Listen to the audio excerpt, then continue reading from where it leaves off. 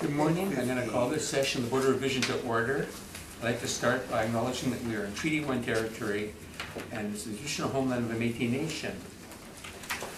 With me this morning are Marcel Laurendo to my far left. Right next to me is Mr. Jerry Sneesky, and my name is Harvey Diamond. Our assistant is Belhan Rojo, and the city is represented by the assessor Ryan Valderrama.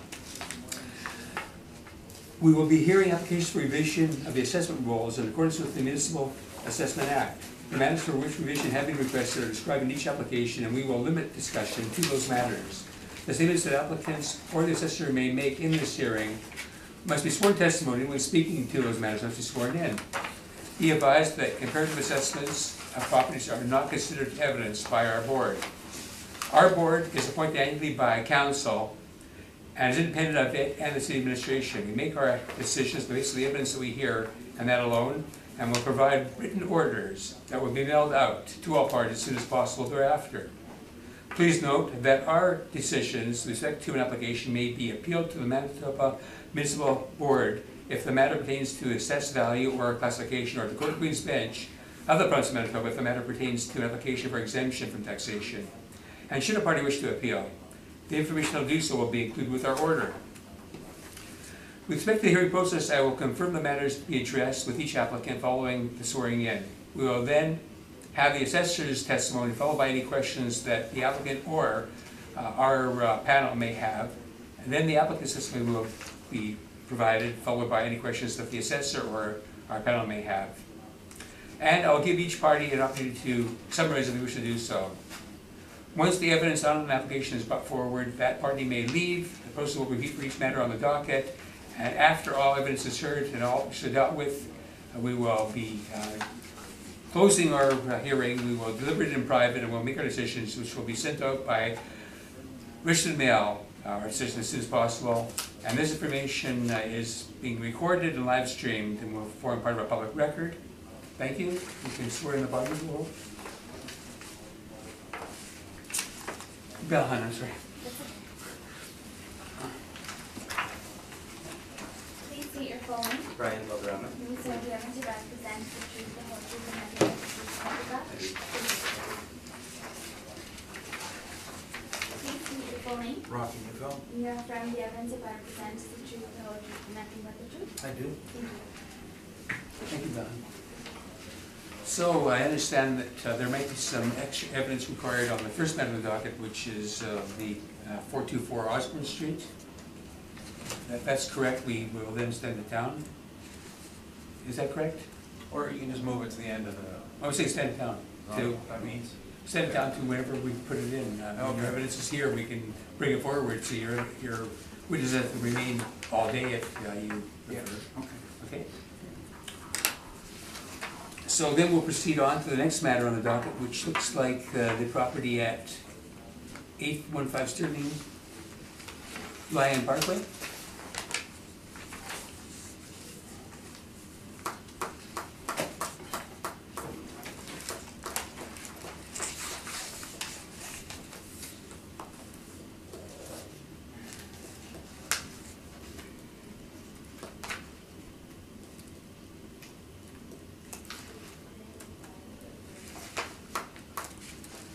Okay, Mr. Valderrama, when you're ready, you can proceed. Thank you, Mr. Chair. The first property has a file number of 19-4371, a roll number of 10006775965. It has an address of 815 Sterling Line Parkway. We're dealing with the roll year of 2020, using the reference date of April 1st, 2018. It is assessed at $14,724,000. It has one building, 4 stories, and then the actual year built of 2018. It has 60 units or 60 suites. It has a zoning of residential mixed use, a land area of 70,886 square feet, and a planned area of 16,811 square feet. A gross floor area of 67,244 square feet. On page 3 is the income valuation summary. It has an average monthly rent per unit of $1,603.64. It has a gross potential rent of $1,154,621. A vacancy rate used is 2.4%. A shortfall rate is 0. Expense rate or expense ratio of 34.67%, giving it a net operating income of $736,210. It is it has a capitalization rate of 5%, capitalized income of $14,724,200, and its estimated value, market value rounded, is $14,724,000. On page 4 are the rent comparables. There are 5, and they are all ranging from $1,245 per month per unit up to $1,646 average monthly rent per unit. On page 7 is a map of the subject property and the map of the comparable rents. And starting from page 8 to page 10 are the sample photos of the subject property. Page 11 is the permit when it was constructed. And from page 12 to page 13 are the rent rolls of the subject property. That's my presentation, Mr. Chair. Any questions, Mr. Newfeld? Yes.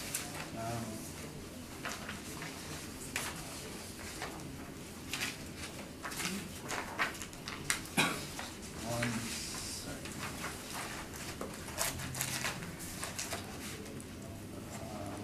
The Workup page 3, is this all model driven? Yes, they are all model driven, Mr. Chair. I note that your potential rent, or so let's just say your effective gross income after vacancy is $1,126,000. Now you did supply some statements. Did you have an opportunity to calculate what their actual gross potential rent was at the end of 2017? No, Mr. Chair, I wasn't able to. Okay, well, I just direct you to page 13. And remembering that this is reported January 1st, 2018, and the place was filling up, but at that point in time, they're showing $88,155 a month. Do you see that? The third row from the bottom on page 13. Yes. Okay. And I'll suggest to you that that works out to $1,057,860 per annum, as compared to what you're using of $1,127,000. If the math is correct, yeah, I'm not. Okay. And at that point, they're also stating 6 empty units out of 60 for 10%. You see that? That's correct, Mr. Chair. Okay. So their actual income at the end of 2018 is lower than your model, based on what your own evidence is, or not? Based on the actuals, yes, Mr. Chair. As for capitalization rates, did you bring this forward, any actual capitalization rates? During the preparation of this brief, Mr. Chair, no, I wasn't able to attach it. I only have page 5, which is just the schedule or the chart. And what would you call this? I mean, I guess you don't have a broken down category for this, as I see that all your categories on page 5 are all the same, are they not? Looks like yes. Yeah. And what was the movement in the City of Winnipeg's cap rate study between the last reassessment cycle and this assessment cycle? Mr. Chair, I'm not familiar with the last cycle yet, because I haven't dealt with family. However, I do believe it has compressed a little bit based on the observation, but I don't have the information with me right now of how much it compressed. Okay, well, I'm just looking based on on our trending. Right, and I'm just looking at last year's, and the lowest cap rate last year was 5%, and this time around, the city is suggesting it could go as low as 4%. Compressed. So yes, that's the trend that we observed. However, I don't have the information, the exact information of how much. Based on your information, I guess that's accurate, I would say. Okay. One. And how does that compare to the general market? Do you know if the city checked those numbers? Personally, I haven't checked the market yet, Mr. Chair. The department for sure has checked it, but I don't have that information, Mr. Chair. Those are my questions. Thanks. Thank you, Mr. Newfield. Mr. Orlando, do you have any questions of the assessor? Nope. Mr. Steve, did you have any questions? Yeah, did you use any of the figures from the actual, in this workup? Or was this from No, the these are all model computer generated, Model driven, yes, they are. auto driven? Okay, that makes.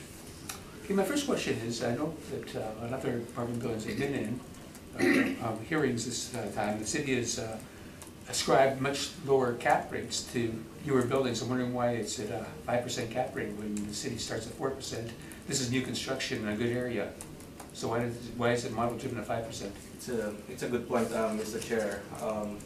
However, based on just my observation or opinion on this apartment, I do think that it compensated for a low vacancy rate. That's why it increased a little bit on the, or it's on the high side in terms of the capitalization rate, as you have observed in the past or in the other apartment buildings. When you compare it to other apartment buildings, this is 5 and relatively newer. Right. So why is it on the 5 instead of a lower rate? But I think that's just my observation. That's your observation, you don't know for sure, but that's, No. I'll let you ask a question if you have one after Mr. Orlando. Okay, so you think so.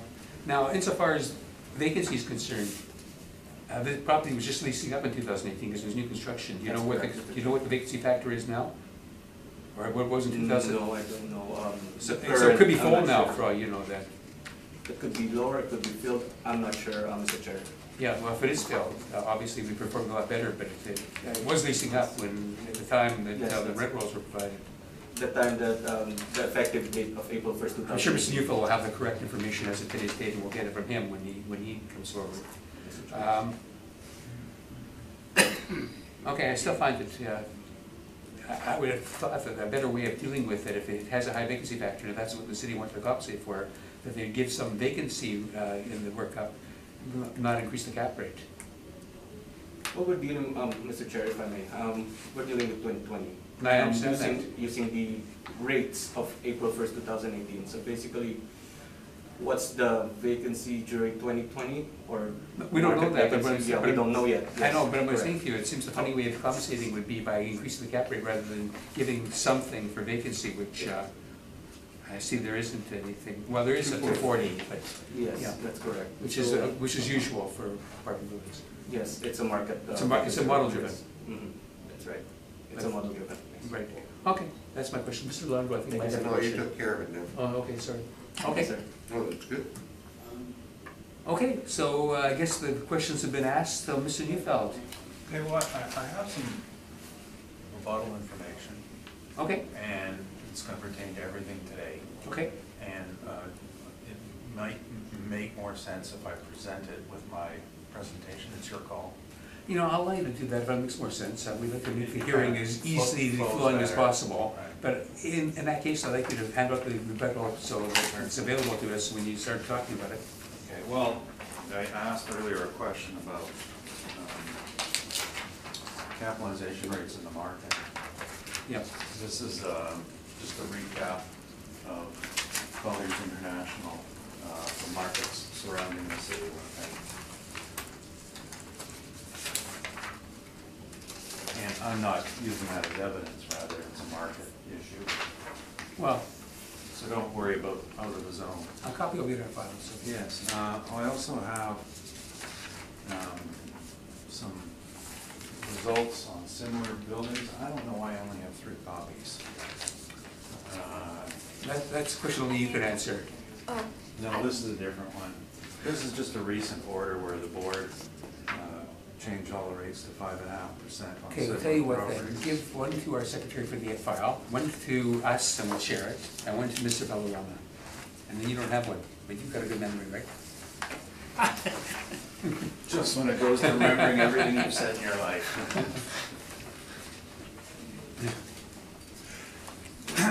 Okay, go ahead now. Okay, so the building is impacted by vacancy, and the assessor has provided in his valuation a copy of the rent roll, which shows that it's not earning nearly as much money as the city feels it should, and that was at the end of 2017. Now, we put a post-reference statement in there, and what it refers to is the problems associated with any apartment. This is not so much to deal with the market value, but the problems of any new apartment in our city. You're going to hear this time and time again, the ratchet effect. With the new construction of apartments now, we've now returned to the get 1 month free rent cycle. So what's happening is that they fill or they get close to filling, the rent expiries come up and the people move on to the next unit place or the next building where they can get 1 month free rent. And you can't blame them because they're saving, look at the rents, $1,500, $1,600 a month. On our page 3 and 4, the post-reference statement shows the problems by this property. And this is an entire year after the city's workup. And you'll note something, that the vacancy isn't as the city had in their workup, 10%. It's actually higher because we have cash vacancy, which is accounting for all the free rent. If you knock 1 month free rent off all the rents that are in there, that's revenue that's 8% lower overall. And that's what is happening in these buildings. So one has to look well past the rent rolls, one has to look at the statements. Now, we have the statement in 2000 prior year period, but it was ridiculously low. It was an NOI of like 300,000 because they were on fill-up. So what we did with this particular statement is we looked at it, we looked at the cash vacancy and the potential rent, and applied a 15% vacancy for the previous year. And that's our workup on page 1. And bottom corner, where there's 3 boxes under the heading of as full. So with a 15% vacancy, now the revenue ends up coming fairly closer to the assessor's number, but our expenses are higher. So we have calculated our NOI at $649,000 on that basis. It's a bit more accurate, and it summarizes the issues facing new construction. And you're going to see a property today that has finally been through the cycle of fill-up, and it's 5-6 years older at this point in time, and it proves our point that there is an absorption cycle in these apartments that is taking a bit longer. You know, you zoom up to 90%, you drop to 80%, you go to 91%, the next year you drop to 82%, and then you go up to 93%, and so on and so forth. And you have to follow the cash, and it's just going to be a problem for a few years. The matters of cap rates and income are quite separate in this case, because we have a new construction that's competing in the market against established construction. So you're living with a determined revenue stream for which is smaller for a longer period of time. Now, at some point, 10 years in the future, it's going to be a better investment. But that's not the way our tax system works. Our tax system doesn't say, we're going to treat you all the same today, even though you're filling up. We have to deal with it. And so going over the income, you can see how we arrived at our NOI of 649. The cap discussion, there's a couple of things I wanted to show you. On page, don't ask me why this is numbered this week, 2B and 3B, which is right after page 18. We've given you the cap rates that Colliers publishes, and remember that these rates are lower than than valuation rates because we include closing costs, which can be a half a point difference. And you'll notice that in multifamily, in our 2016, our range was 4.75 to 5.75. In 2018, our rates are up from 5% to 6%. Now these are unadjusted, so the real number for valuation is about 5.5%. That's about the lowest rate we're going to see in our market for a real cap rate. I've been through this for several years, explaining the difference in the way our rates are constructed. We stabilize differently. We include, as I said, the closing costs, the legal costs, and they're added to the sale price, which isn't something you normally do in valuation. As well, some of our stabilization varies from market to market. In Winnipeg, we're stabilizing at generally at around 2 to 3%. Ontario, we're stabilizing at 5%. And that's a local call. So on page 7B shows what our stabilized rates are, and I'm going to suggest that the 5.75 is probably a bit lower than that. It's about 5.5. But we're working on this. I normally don't get my workups done until November, and I got all these hearings scheduled before then, so there'll be some edits along the time. But the low rate is 5.5 in our market. The most interesting thing, and I'm glad Mr. Sneesby is in here. He grew up with this. He knows more about this than, and I'm not trying to be flattering. It's just we don't teach this anymore in the Appraisal Institute. The mortgage equity method. The bottom line is, on a standard mortgage of 4.5%, you gotta have a cap rate of 5.4% or you can't pay your loan. It doesn't matter what anybody wants to tell you to say that a 4% rate exists. If it does, it's because they have preferential financing and it cannot be relied on because it no longer fits the definition of market value. Anytime you have preferential financing, no longer a market value transaction, no longer reliable to use in a cap rate analysis. The mortgage equity is a test for an appraiser to say what is a reasonable cap. And it's based on the fact that you have to pay your loan and you have to return equity to your shareholders. And there's the break even, 5.4. So you gotta be looking higher than 5.4 or why would a bank lend you money on a normal project? And for our purposes, if it's lower than that, it's not a normal project. It doesn't meet the definition. On page 7 and 8, we have a number of sales of properties, and a new one that we're finally filling ours in. Bottom, top of page, well, I don't know why it's marked 7 here, okay? We'll call it the third last page. Okay, good idea, because I was looking at another page 7. Yeah, that wasn't what you were referring to. So we've got 228 Notre Dame there that capped at 5.53. This is a Collier's transaction, and we have all the workup on it. Just for sake of interest, on our initial workups, with closing costs included, I believe it was 5.3. Then the closing costs were fairly minimal in this case, and the actual cap was 5.53. We sold it. We know we talked to the parties. We know it was sold based on its income. There's nothing special there. There was a long-term mortgage that was taken over, and I think the rate was 3.75%, which is the reason why it's to do about a 5.5 on the cap. And then there's a number of other properties here. An older sale, which was referenced last year, is the second from the bottom at 333 Ward, 3-story walk-up, newer construction, 5.5%. Again, our company handled that sale. And an interesting one, an even older sale on the second last page, 336 Ward, which was a new build, which was projected at 8%, but ended up at 6% due to the absorption issue that I've been explaining to you. Now,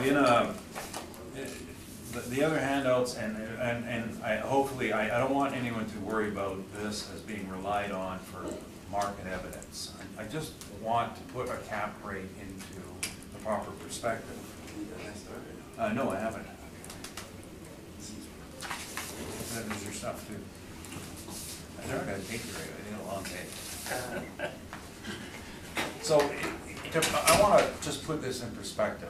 For years, I've been arguing and complaining that the city of Winnipeg assessment doesn't know anything about cap rates. And we are so heavily influenced by rehab schemes, which are not cap rates. They're bought on a per door basis. The reason why we're so heavily influenced is we have rent control. And with rent control, in order to get an increase, you have to put in a capital improvement. So the proper way to do a cap rate on any of those sales is to take the cost of buying it, add in the cost of your renovation, and then look at your income after the fact, whether it's projected or real. And that's the only way to get a cap rate that conforms to the investment market, because that's how money will be lent. That's what it all comes down to, money that's lent. And to put that in perspective, Colliers locally is now part of Colliers International, and finally, after a decade, I get access to all their data across the country.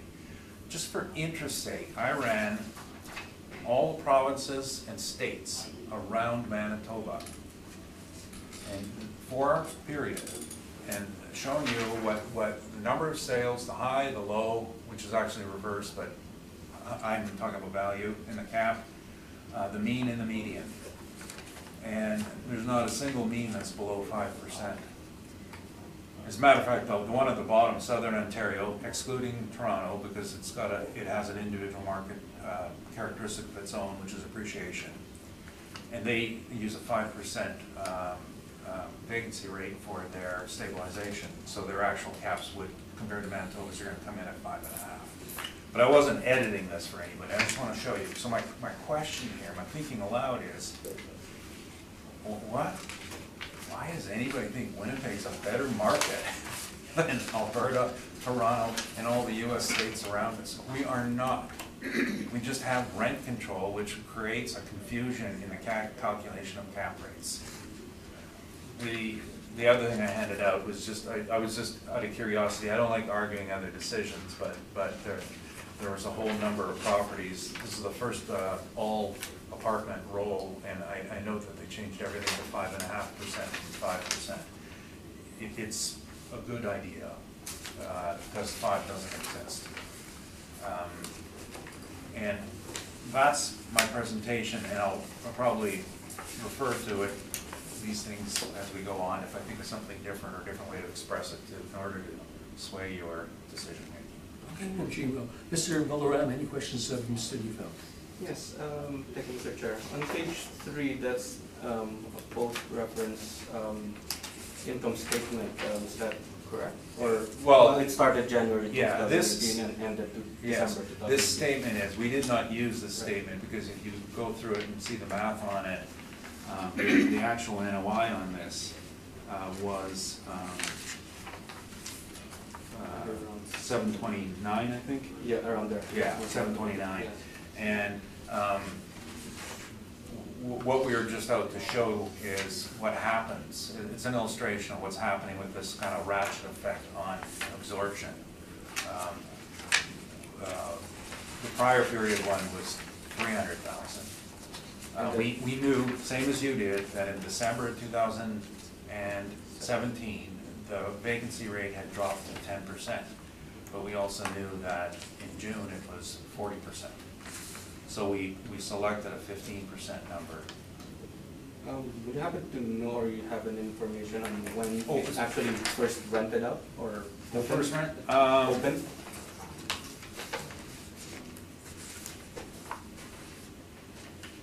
I just want to check something here on June 2017. I don't think we take exception with your rent roll that you presented. I think we showed sometime in 2017, early 2017, or 2016. Well, on your evidence, your earliest rent appears to be July of 2017. Okay. And then through the, you know, and through the year. Yeah, that's the earliest move-in. Okay. Okay, and on page, the last, yes, that last few pages, or last 3 pages, 7 and 8, the last 7 and 8. Okay, so you pointed out two sales that are on Ward Street, is that correct? Yes. Yeah, those are them. Okay.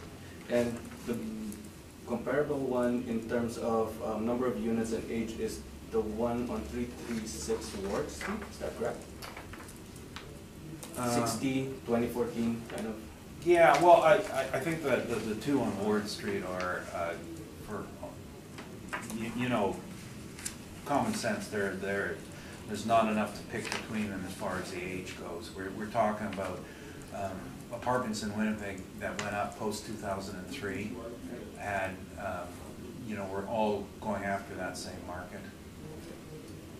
And this ward, is this closer to St. Vidal or closer to Sage Creek area? It's a long road, right? Ward Yeah, Street? they're. It's right next to St. Mary's Road. St. Mary's Road. Yeah, they're kind of at the corner of St. Mary's Road. Okay, I see. Across from the Tim Hortons. Okay. Yeah, that's easy to say. It's by the Tim Hortons. And then the 333 Ward has 103 units, which has a 5.5% gap.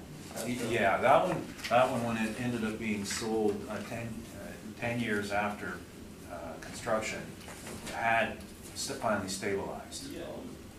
And that's what, you know, we are looking through all of these to look for stabilization, and we know that one's stabilized. We have one in here today that you'll see is stabilized.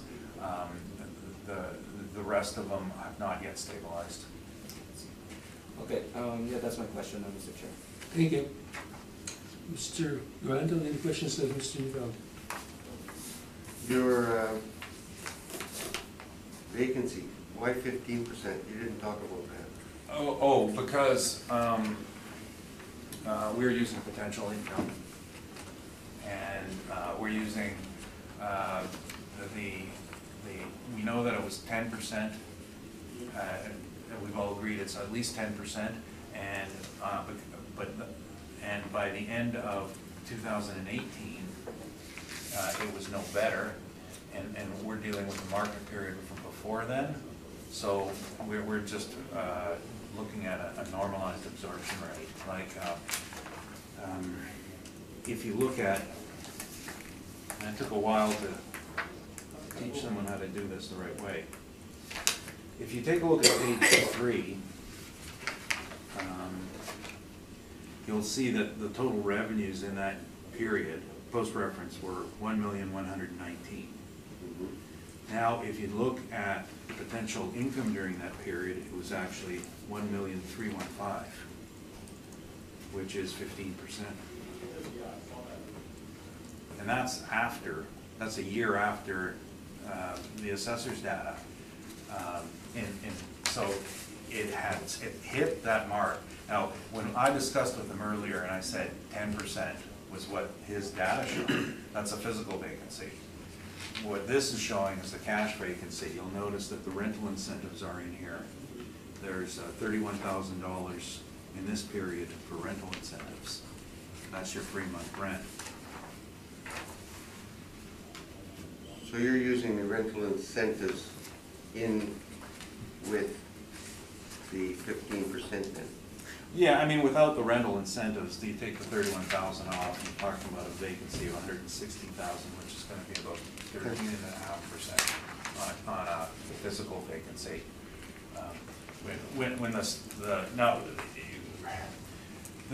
The problem we have here is because we have the law that says we can't use post-reference. So what we need to do is, okay, we understand that, but physically, what happens to absorption? How are you going to predict absorption without looking at post-reference data? And I used the 15% to estimate the vacancy. It didn't get better a year later. A year later, it was still 15%. But they weren't finished construction until 2018 on this building, is that not correct? No. first move-in was July of 17. But the building wasn't finished yet, was it, completely? Because they didn't put, they thought it was a 2018 construction, that means that's when they closed it out. Yeah, that's when, I can't speak to that. The only thing I can speak to is I look at the assessors page 2 and 3, and our move-ins began July 1st. And the bulk of them, there were a lot on July, then went all the way through, and the ones that had not yet leased up by year end were scattered throughout the building. And like, when you see a situation like that, it's common to have a floor that's not finished. And the only floor that's having a problem is the second floor, but, you know, because you got 3 vacancies, but then you look at the 3 for the occupied ones, and they moved in July. So these are the facts I have. And we do have a, let's see, the assessor in 2018 issued a supplemental. In 2018? Yeah, that's when they put it on the roll. Yeah.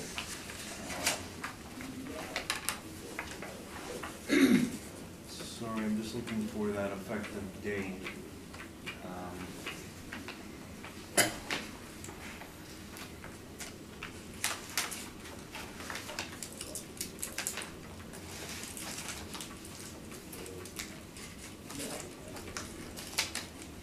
I don't have that in front of me.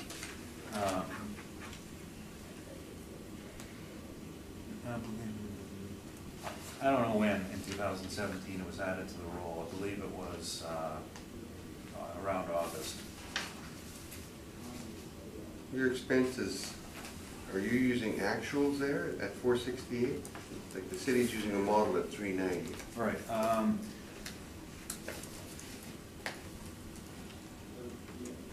Oh, yes. The actuals were 403,000. 403? But if you take a look at the statement on pages 3 and 4, look for the, That's the post again, right? yeah, look for the property taxes. The number used for property taxes was 86,000. Which is on the bottom of your page one. Right, the taxes were actually 151,000. Because at that point, when this statement was made, they didn't have the new tax bill yet. They didn't have the sub yet. No. So that's why we adjusted the actual from 403 to 468.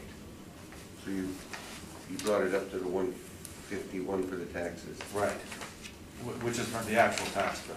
The city would have used 86, you figure?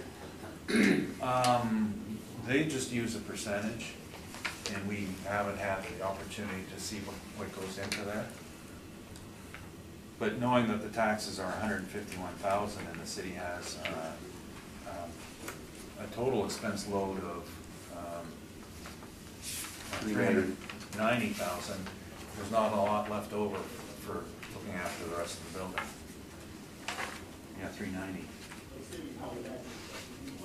And yours? Now, well, 468, 68,000, $78,000. Now, you'll note on this building that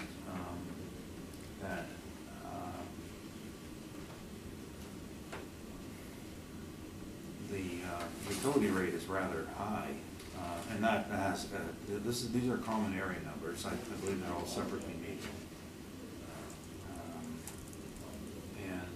The other consideration on a new build is how much repair and maintenance have they left in there, because on a new build, you're not going to incur a lot of costs in the beginning.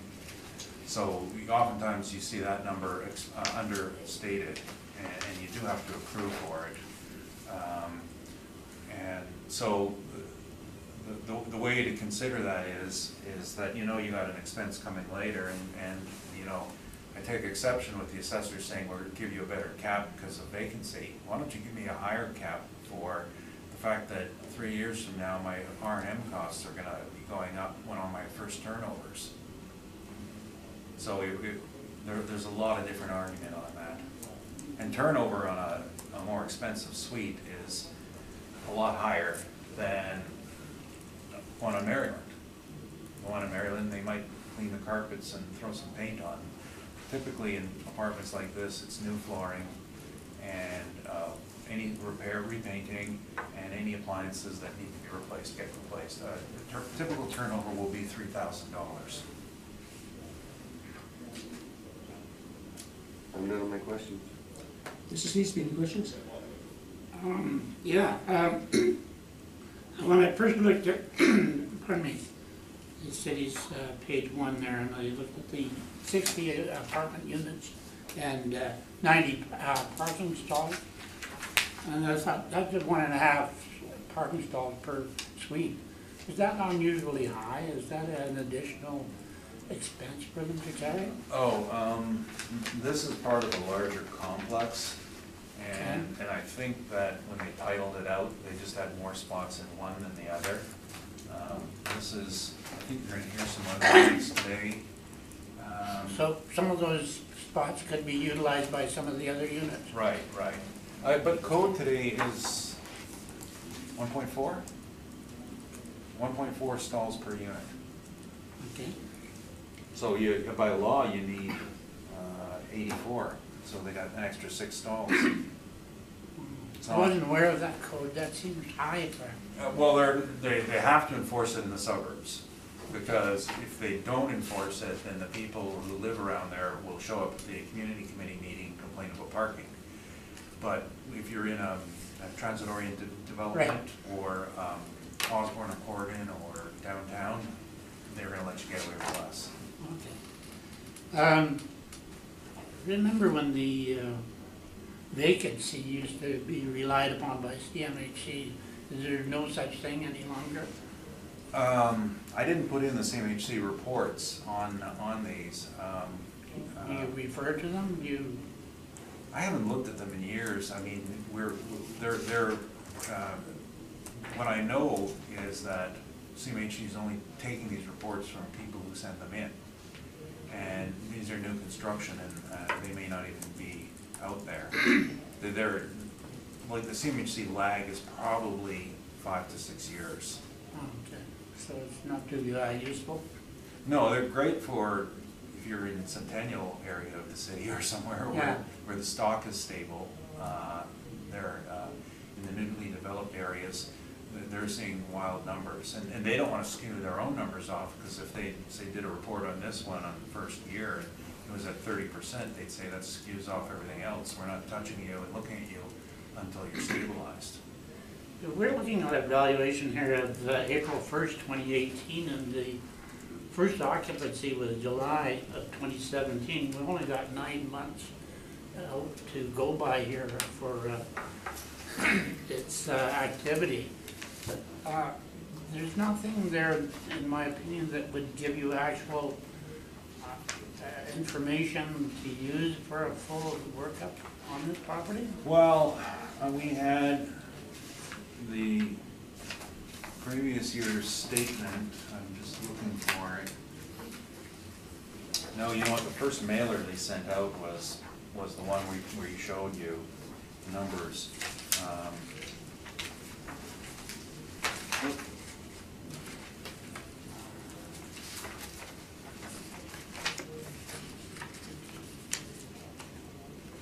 I have an old statement from before that period, and remember I was saying that the first year was 357,000 NOI for part year and lower occupancy. That was the projection. Okay. Those are my questions. Okay, Mr. Neufeld, I guess I have a few questions. Firstly, you're claiming that a lot of the discrepancy is because of rental incentives, month free rent. Well, it's provided to new tenants. It's $31,000 out of a vacancy of $195,000. So I would say that works out to 1/6 of the vacancy we are using is based on cash versus physical. And you're saying a lot of tenants move out after a year and go somewhere else, getting another free rent Right. for a month. What percentage is that? We don't have the next year's statement, but what we've seen in one of our other buildings, which is one of the ones we're referring to in here at, on Ward, on the second last page, third last page, 336 Ward, it ratcheted up and down between 20 and 5%, and it was all based on expiries. Okay. Now, I remember reading municipal board decisions that indicated that rental incentives are not to be considered as deductions. That seems unusual. I've seen the cases. Yeah, Yeah, so they won't recognize it. Well, I'd like to see that. I don't have this issue here with me. No, but I would like but to see that, because Yeah. I don't know who would have presented that. I mean, what else do we have to go on? We've got, I don't know, I just tell you what I've, Yeah. the rationale, like. well, if that's the case, if you believe that to be the case, and I believe that to be wrong, because, you know, I'm looking at how much money a thing generates, Yeah, bottom absolutely. line, I always know. full of money. I don't have those decisions with me right now, because I didn't know that this is gonna come forward Sure, today. but it- And all it's that- not really my job to bring those decisions, it's up to the parties that should show their position. Yes, exactly. You're And not authority for it. You're not inserting your own knowledge into this matter. No, I have to, I mean, my knowledge is incumbent on reaching a just decision. What that would mean in our case is we say it's 15, perhaps without the rental incentives, it's 13%. Okay. Now, I'm looking at your statement, and I find it very difficult to follow, I gotta tell you. And I don't even know if I understand it all. For example, just one thing I picked out. It talks about janitorial expenses in one area, and then it goes on and again it goes to caretaker wages, and then another place where it says caretaker allowance, and these are all deductions. What's the difference between all these things, and how do you justify the fact that you are in one place deducting for janitorial expense, another place adjusting for caretaker wages, and also a caretaker allowance, which I'm not even sure what it is. It seems to be a flat $5,000. Well, just as a blanket statement, that these statements, every statement that we see on a property is made some different ways. You have to learn to read all. I know you're relying on them. I want you to explain to me. I just want to say that Yeah. everybody writes these things up differently. Now,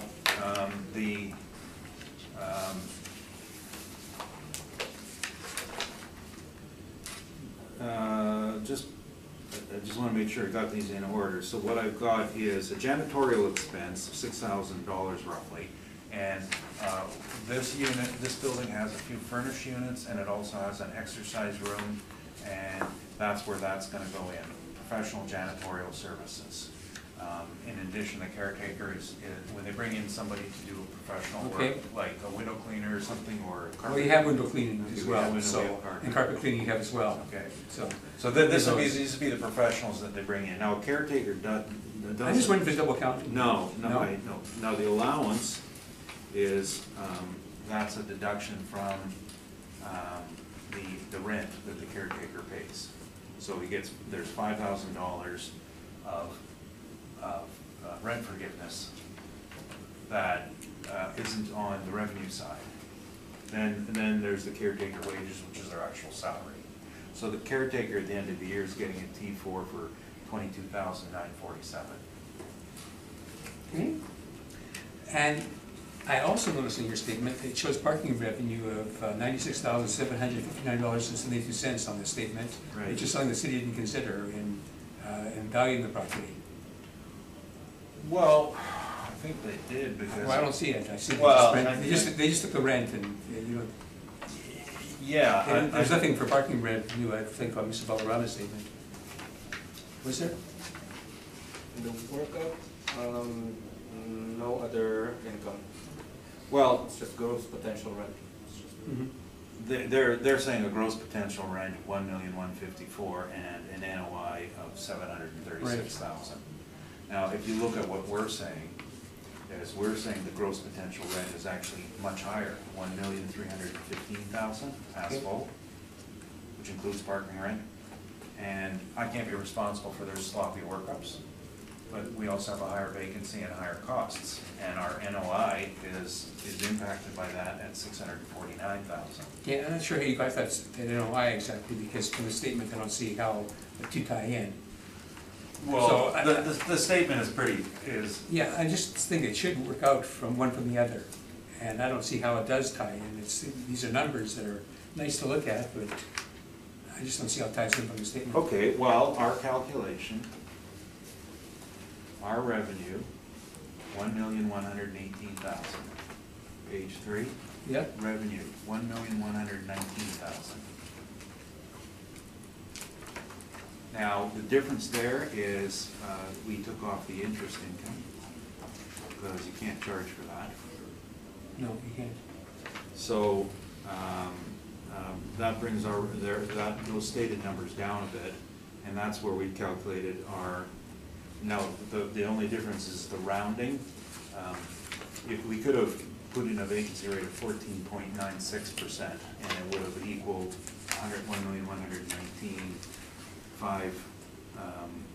559, I should say. We just rounded it to 50. Okay, so my last question. So we follow this. Okay, my last question. I know that we have a valuation of this property as at April 1st, 2018, but it's based on the way it's performing today. Why didn't you provide a 2019 statement to show if the rental situation is improved? Now it's rented up. Well, It doesn't matter if it's post, it's how it's operating today Okay, that's fine. with that value. But why don't you think about that question for a second? Yep, I gave you a 2018 statement. right, January 1st, 18, December 31st, 18. right. Today is, Okay, I see what you're saying. we don't have one yet. You don't have a projection then? of No, how- we don't have the year yet. Or at no. least what the vacancy factor is at this point. No, Okay, that's a fair answer though, Yeah. actually, you're right. Sorry about that. Okay. I think you answered my question. Okay. Okay, thank you. So I guess we'll have to consider everything here and we'll go on to the next one. Do you have a reference? I got a parking meter, but I got a half an hour. Okay, So half an hour for your parking meter? Well, I don't know, I parked in the real expensive ones up front there, and I don't have the app. so do you want to go just do an hour or do you want to wait for half an hour? I think we could probably go through the next one. Okay, well, I'll let you monitor yourself. You're the only one here, so you're not disturbing anybody but yourself. And if you think you have to get out of here even midway, I'll let you do that. Because I don't want you to get a parking ticket. Or have your car You know towed. what, at the money I put in there, it might be cheaper to get a ticket. Oh, well, maybe just get a ticket, but as long as you don't get pulled away. And then I'm running out of change. The parking meters are so high, yeah. We'll take a credit card now. Did you wanna have a look at this? Just I don't have that much money left.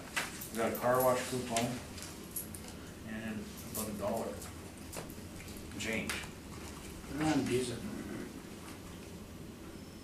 You know what I think you should do? See, I think you should actually use your Visa and take your car right now, maybe just stop, because we're gonna be here for a while, and park in a lot. Which lot? On Ross and Pacific. Where? Ross and Pacific, it's 10:50. Sorry, Reg. Ross and Pacific. Yeah. Ross and Pacific. Well, I forget what the little street is, but it's right behind Princess. Farther north. Oh, it's 6 north of us, yeah. It's by 311 Pacific. Wait, that's my client's lot. And I just park in there for free, let him give me a ticket, saying, screw you. So do you want to do that now? Take a few minutes? If you want this for a break right now, does that work for you? I don't need a break now, but I think that maybe, it may be better than stopping, you know. Right. people Work way through. Okay, okay. So take 5 minutes. Oh, well, I suppose so. It was just that we always like to put that in there, and that was before appeal. Which one is that on? On 815 Certain Line. On the one we're dealing with now? No, it was the previous one. So Oh, if I previous. can't bring it up, I can't bring it up. You know, I sort of got away with bringing it up. You know, I don't know if it makes a difference anyway. Yeah, that's fine. Okay, so we're now dealing with 795 Sterling Lion Parkway. Just walk around when you're ready, you can proceed. Thank you, Mr. Chair. The next one has a file number 19-4370. Has a roll number of 1000-677-5950, located at 795 Sterling Line, Parkway. Dealing with the roll year of 2020, using the reference date of April 1st, 2018, has an assessed value of $16,442,000. It has one building, 4 stories, an actual year built of 2016, has 68 number of suites, indoor parking of 52 and an outdoor parking of 62. Has a land area of 85,983 square feet, land area of 17,962 square feet, and a gross floor area of 70,542 square feet. On page 3 is the income valuation workup. Has an average monthly rent per unit of $1,580.04. In the income workup, we use 2.4% as vacancy rate, an expense ratio of 34.67%, giving it a net operating income of $822,092. With a capitalization rate of 5%, the capitalized income is $16,441,840, or $16,442,000 rounded.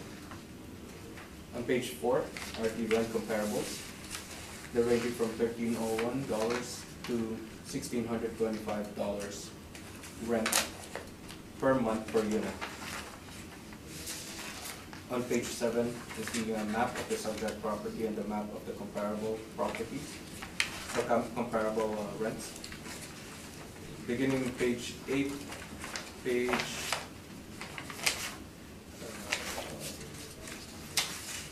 the pictures here?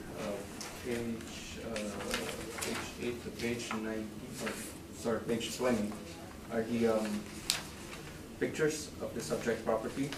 Page 20 particularly is the ad from a website. On page 21 to page 26 are the income statement of the subject property, and beginning page 27 to the last page are the rent roll for the subject property. And that's my presentation, Mr. Chair. Thank you. Any questions of the assessor, Mr. Rigo? Yes, page 3. Was this all model driven? Yes, Mr. Chair, they're all model driven. On your statement that you provided, we do have an actual 2017 statement, I see, starting page 24. How does their NOI compare to your NOI? Did you take a look at that? Just double check on that.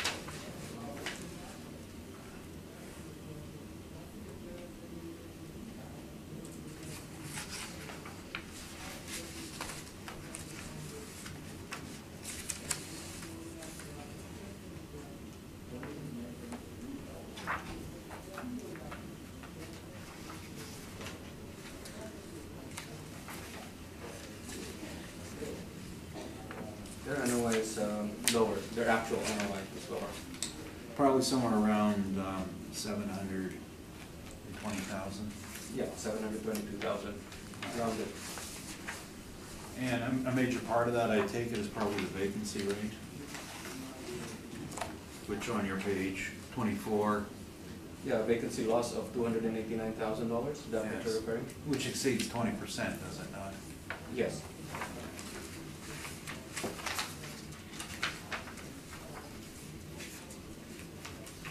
So we'll just assume the other questions asked and answered regarding cap rates, and that's it. Absolutely.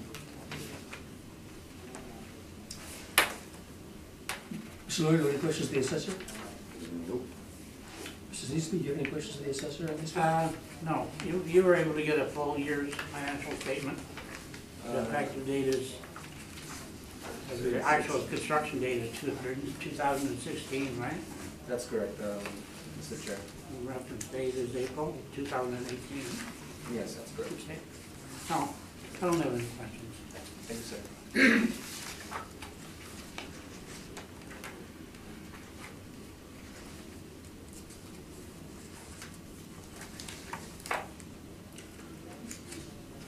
And the mailer shows a gross potential rent, I see of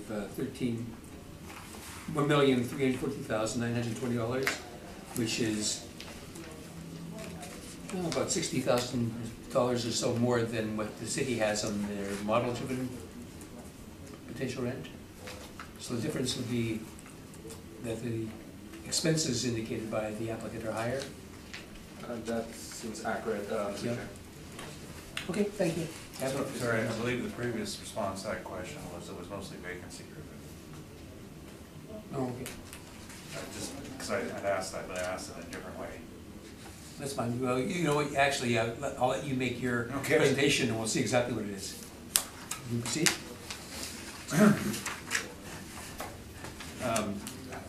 Interesting that this particular property, when our discussion from the previous one illustrates exactly what we've been trying to explain. This is on the same development. The assessor's page 8 lays out the 4 components of this building on 4 different assessment rolls. And you can see that they're all they're all the same economic unit. And one of the questions earlier was with the parking and just the allocations a bit different. One's got a gym, the other one doesn't have a gym, a few more spots there for them to share. And it's all part of the same complex. So these were built in stages. So this building was built before 815, when we just heard. And it's had, we have actually 2 full years of statements, and they're summarized on page 1, where the NOI in 2017 was 721,000. The following year, it dropped to 649,000. Now, the major factor there was there's a small increase in revenue, but a large increase in expenses, which is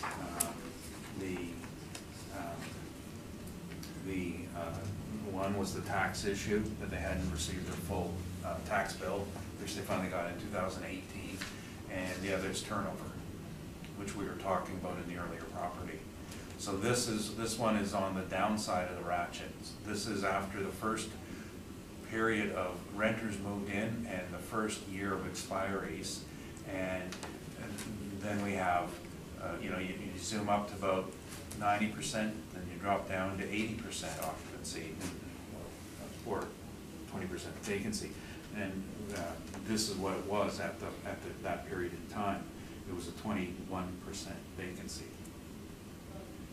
When we looked at this, we applied a 15% vacancy just to stabilize it, because we know, as with the other property, they're going up, they're going down. The last property, at the end of the year, they showed 10 physical, we applied 15. This one's showing 20 physical, we're applying 15. Because it is the same project, and they're just in different facets of the cycle. They're still 5 to 6 years away from a mature absorption basis. So after looking at that, though, and then we have to average the expenses, because the first year was missing a lot. So we only averaged those, and we have an NOI of 700,000 versus the assessor's 822. So this is precisely what they're actually making in a stabilized manner, not a dream. And again, the same concerns with the capitalization rate.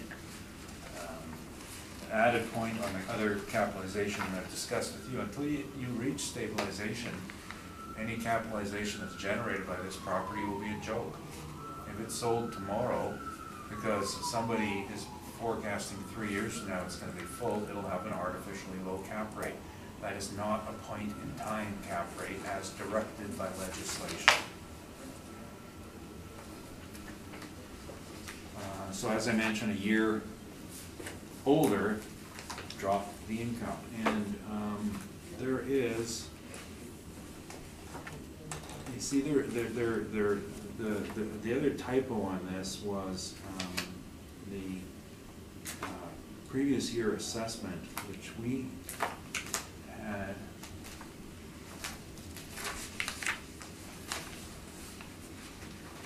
The have the ability to look it up, I believe we put that in error because I have a board order here saying it was 12,781 from previous year, not 13,956. Cool. Never mind, I take that back, I found it. 13,956 previous year, previous to that sub, because this was subbed in the 2017 cycle, 12,781.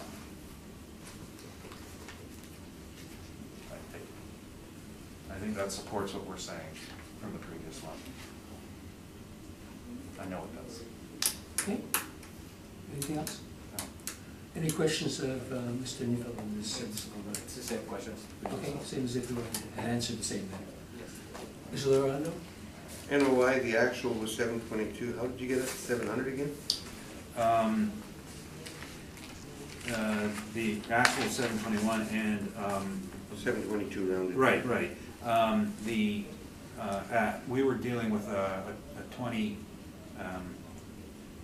vacancy at that point in time, and we adjusted the utilities on that differential because obviously you're burning less common area utilities if you're not full, and then the taxes is a big thing with the taxes.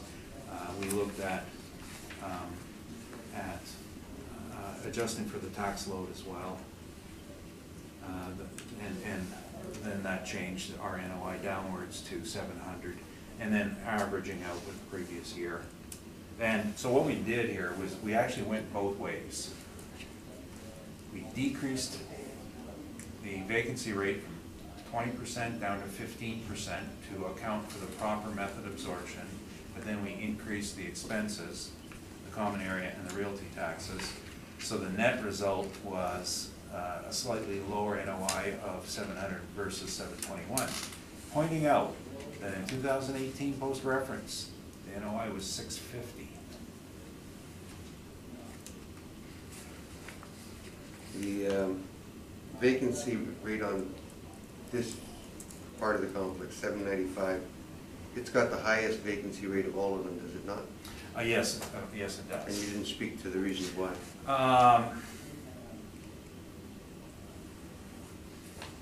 Probably unit mix, location, What factors. about the location? What am I dragging? The rail track right behind it, is it affecting it? On the rental side, 'cause that's where the vacancies are in. Yes, yes. The 795 has the greatest degree of frontage on the rail line and versus the other units. What we are trying to do was treat them as a project as a whole and kind of look at one's higher, one's lower. 15 is reasonable at this point in time, but yes,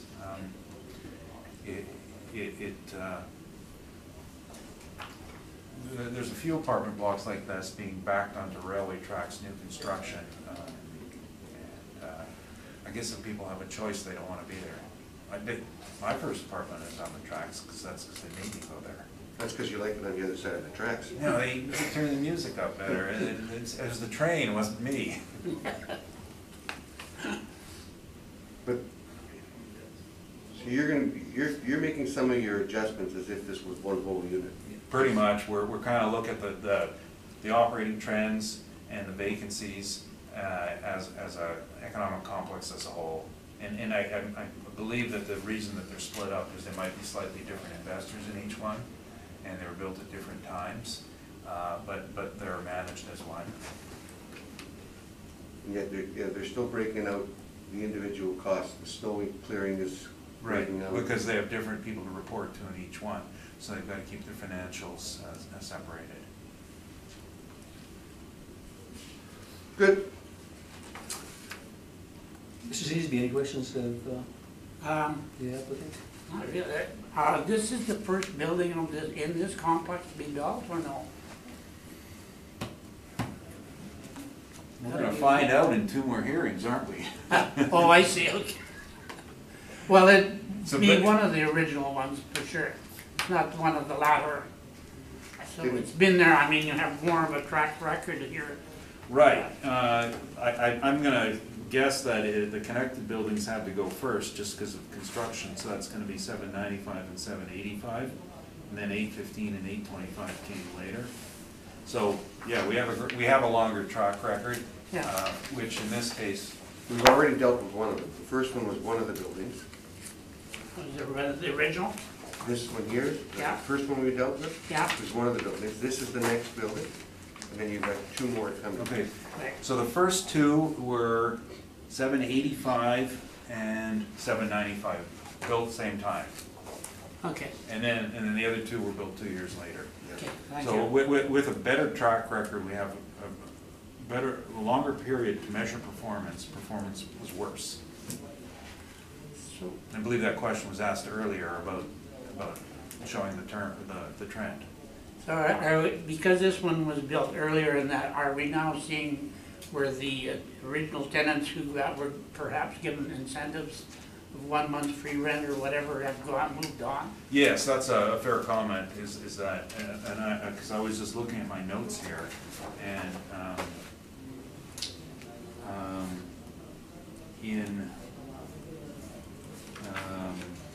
So the honeymoon's over. yeah, in the first year, it was a 26.5% vacancy, which, and next year it dropped to 11.8. At the time this was reported, it zoomed back up to 21%. And yeah, that would indicate we had a turnover. So, And in this case, the rental inducements weren't huge, $15,000 versus the actual physical vacancy loss, which is $289,000. wow. So if there was a consideration in saying we don't want to include that in vacancy, then it's not 21%, it's 19.5%. But like the other property, we're still saying 15% overall. All right, thank you.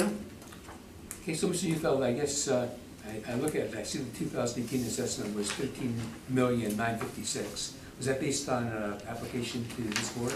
That's correct. And it was reduced there? Or- Yes. Okay, and you now maintain that, according to your wish list here, you think the property, using your calculation, should be $12,731,000, Yeah, and which is over $1 million less than the previous assessment. right. And I think we've proven why. Performance is worse, it's Okay. not better. It's Yeah, I know in the mailer that they didn't include in the potential rent parking revenue, but I think you did when you did your write-up, because your net potential rent is higher than, well, in the mailer, they included the statement, and Yeah. I believe the statement on page I don't know if it called for, 24. yeah, I don't know if it called for parking rate, but you included. Well, this is the assessor's workup, but they didn't Yeah. declare it. No, okay, anyway, your workup anyway, I think includes it, so. Yeah. That's a comment, not a question. Oh, okay. Okay, thank you. That's it. I have any further questions? Do you want to make a summation, or everybody's happy? Everybody's happy, let's move on. Okay.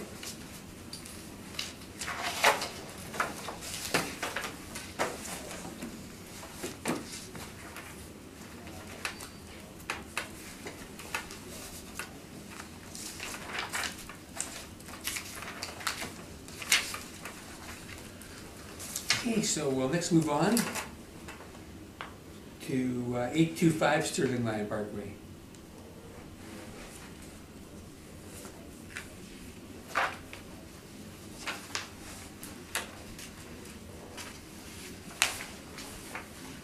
Mr. Boardroom, when you're ready, you can proceed. Thank you, Mr. Chair. The next one is a file number of 19-4373, and a roll number of 10006775960, and it is located at 825 Sterling Line Parkway. We're dealing with roll year of 2020 using reference date of April 1st, 2018. It is assessed at $16,530,000. It has 2 buildings, 4 stories, and an actual year built of 2018. It has 68 suites, 50 indoor parking, and 60 outdoor parking. Has a land area of 70,387 square feet, a planned area of 18,325 square feet, and a gross floor area of 74,857 square feet. On page 3, it's the income valuation workup. It has an average monthly rent per unit of $1,588.55. The vacancy used is 2.4%. The expense ratio is 34.67%, giving it a net operating income of $826,521. Given the capitalization rate of 5%, the capitalized income is $16,530,420, or $16,530,000 rounded. On page 4 are the rent comparables for the subject property. They are ranging from $1,351 average monthly rent per unit to $1,625. On page 7 is the subject property map and the comparable rents map. From page 8 to page 11 are the photos of the subject property. Page 12, page 20 are the rent roll for the subject property, and that's my presentation. Thank you. Any questions, Mr. Neufeld? Yes.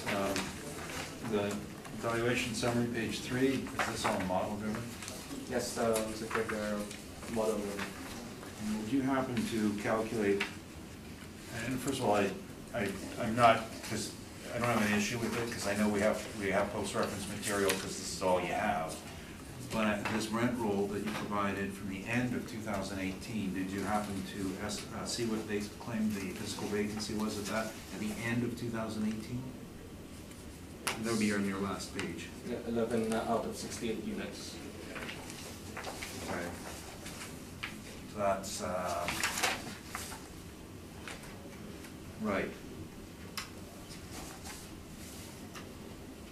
So that's a far greater amount than the 2.4% on the model, correct? I believe so, Mr. Chair. And the other questions would just be the same ground going over, so we'll assume I'm asked and answered. Thank you. That's it, my question. Thank you. Any questions to the assessor, Mr. Randall? No. Mr. Snitsky, do you have any questions? No question.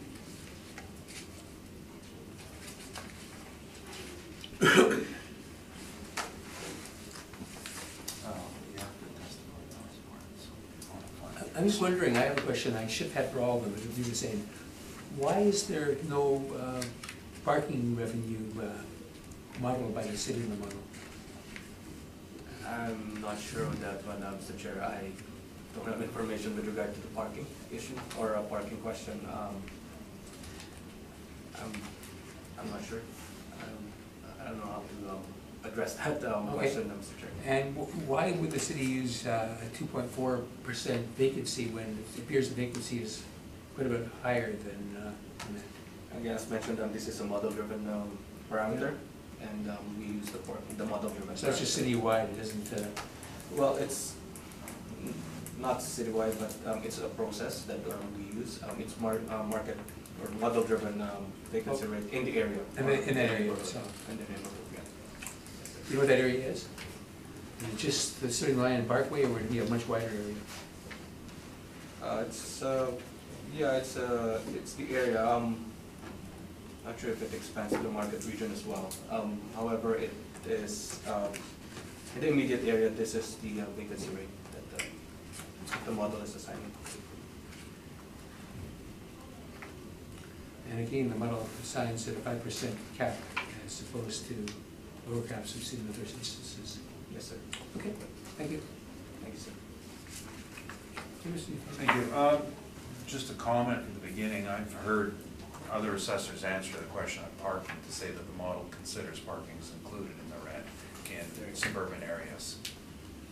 But I'm not putting words in your mouth. I just heard that answer from other assessors. This property is, first I'll just point something out, that the previous assessment is under appeal at this point in time. Apparently the supplemental that they sent out, dated for February, was only sent to the owner in April. And then you're already past the deadline once received, so an affidavit was filed and it's been accepted. So I thought it would be put onto this hearing. So it's going to be coming, the 2019 tax roll will be heard at a later date. So it's coming, so whatever number we have in there for the 2018 value assessment is, I would sense, going to change. This property, as the statements indicate, we have the 2018 statement showing the actual NOI of 445,000. It's a 10-month period because that's when they started to lease. What we had done, as with the previous ones, is we had stabilized it with the potential revenue that they declare, which is $1,164,000. And we're applying, you can see that their actual vacancy through the year, through the statement, was 43%. Now the assessor has presented as 11 units out of 68 at the end of the year. But through the year, it was 43, and the statement we provided shows the numbers. We again have stabilized this one a little bit higher than the other ones because the date of construction, we're actually stabilizing this at 20% on the vacancy side, not the 43%. And then we've also adjusted the expenses upwards because with a 43% vacancy, certainly not using much water right now, and it will go up. And the taxes in the statement, you'll note, were $18,000, whereas the actual taxes are $170,000. So those were the adjustments we made. So we improved the vacancy and increased the expenses, and so we're left with our estimate of NOI of $518,000. And I appreciate that these things aren't cut and dried, and there's not a formula that we can present to you and say this is the right way to do it. If this is the right way to do it. It just takes a bit of work. We're going to anticipate a 20% vacancy, and we're going to anticipate real expenses. So an investor would stabilize on this matter. Now, 2 years from now, you would hope that the number is going to improve. The vacancies will stabilize. There may be some increases in expenses for suite turnover, and at that point in time, the NOI will rise. But at that point in time, so can the assessment. At this point in time, remember, we're still stuck with a point in time evaluation. We're to April 1st, 2018, what would it sell for? Well, it's barely open. It might sell for less, but an investor would say, yeah, I'll take a 20% vacancy for this upcoming year. That's what it's worth today. If you ask him the question, I want to do a long-term hold, he could do better. But the law doesn't allow us to do that. It's as is. So the statements are on page 3, and I believe they're rather straightforward, and you've already seen 3 of the 4 units already.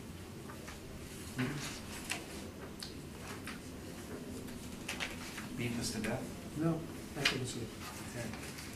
Any questions, Mr. Valderrama? Same questions as earlier. Yeah. Okay. Mr. Valdo? None. Mr. Sneaky? No. So obviously, these have high vacancy factors, and I think we see that. I guess one of the reasons for that would be not only is it new and it's leasing up, but the fact that new buildings aren't subject to rent controls, so they have higher rents. Right. Yeah, and they're not. Yeah, they're competing. You know, the rents that they have, or were they? I forgot what they were. $1,300 to $1,700. They're competing against product that's older and cheaper. Okay. So it's just then it's not the rent being uncontrolled. It's basically the lease up. Right. It's the absorption, and once they can hit an equilibrium on absorption, right. we tend to think, excuse me, that buildings in this rental category are probably going to have a higher vacancy rate than the cheaper rent ones. simply because of price. We anticipate probably closer to 5% once stabilized, rather than 2%, because the market's not that good. There aren't enough people making money to pay $2,000 rents. Well, I'm sure we'll hear that in 2 years from now. Correct. Hopefully. Correct. Okay. That's my questions. Thank you. You can proceed on with the last. Well, if you don't mind, can we get rid If your witness available? Yes, for Osborne. You know, this is what I think I'd like to do. If everybody's okay with it. I'll let the testimony be given on Osborne. We'll take it for now. We'll apply it then, but we'll go on with the Sterling Lion property where everything's, Okay, that's fine. we'll keep it, you know, and then we'll just move on. We're back in session. So we're gonna go out of order just briefly. We're gonna swear in Mr. Neufeld to give some evidence on the Notre Dame property that is number 1 on the agenda, which Osborne next, I should say, sorry. And that is 424 Osborne Street. And then we'll go back to Sterling Lion. Okay? So, swear in Mr. Neufeld. Please state your full name. And you affirm the events of represent the truth, the whole truth, and nothing but the truth. Yes. Thank you. Okay, so Mr. Fee, give some evidence on our matter that deals with 424 Osborne Street. Correct. Okay? Do you want to just? No, Oh, sorry. Oh, I thought you were asking me to proceed. Okay, What? correct. He has to present his non-cooperation. Yeah. So you're seeking non-cooperation? We are seeking non-cooperation on 424 Osborne Street. And the basis of that? For the reason that there was no response received, even though the extension was granted to June 29, 2018. June what? June 29, 2018. June 29? Yeah, and I searched our system, even in our online submission, 2017 was not sent or submitted in our online system as well, so. So a mailer was requested to return and it wasn't returned as far as you know on your system? Yes, I just searched our systems, all of our systems, and looked around and I haven't found any. Okay, any questions of Mr. Valderrama? Yes, just to clarify, which mailer are you claiming wasn't received? 2017. Which was sent out in the spring of 2018? Yes, supposed to be in our department, And what was- 2018, early Right. 2018. What was the due date on that? June 29. The extension was granted, extending it to June 29, 2018. Okay, so that's the one we're talking about. Yes, that's Okay. right. And in your documents here, you haven't provided a signature copy? Have you? That was. No, I don't have. Do you have a signature? Signature copy, oh, the receipt or? Yeah. No, it's because there was an extension that was granted for June 29, 2018. So And- there was no need or Do you have a copy of the letter that is sent out to people? Like what was in the package? There's nothing here. no, nothing. It's the extension letter that was provided on page 10, Mr. Chair. That's all that I attached, and the email granting the extension. And this person, I noticed in the email, Melanie Massey. Now who's that? It's the administrative assistant, Mr. Chair, or the director. Okay, and would she be authorized to receive mailers? I'm not sure with the procedure, but she is authorized to receive all of the extension requests, and she will be the one to process them, Mr. Chair. Did you have a chance to talk to her at all about this particular property? I believe she was away when I was attaching this, so no, I wasn't able to. Those are my questions, thank you. Thank you. Any questions of the assessor, Mr. Miranda? Nope, Mr. Neufeld? not yet. I'm waiting No, to yeah, hear okay, the other yeah. Mr. Neufeld speak. We'll get that. Mr. Sleesman? Yeah, no question. Okay, so, yeah, we'll with that, so that's basically the information that we have is what you filed. And the original request isn't here? The original Oh, the second request, no, there was no second request sent because of the, Just the letter that authorized a later filing. by- yes, that's by- correct, Mr. Chair. Okay, thank you. Okay. There's no second request. Yeah, no, that's all. All I have, just rebuttal information, it's just an email between myself and Ms. Massey, the assistant to the director. I emailed them into her June 29th at 2:30 p.m. When we did our investigations, it appeared as though that mailer was put into a sales questionnaire. The sales questionnaire was essentially just mislabeled from what I can tell. We didn't provide that information in the sales questionnaire. I did mention that to the assessor. But I do, however, have the email that they were, the confirmation of 15 receives, and 424 Osborne is on the back side, sorry.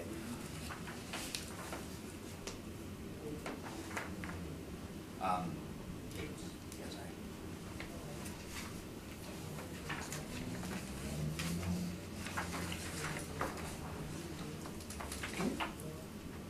That's basically it. Yeah.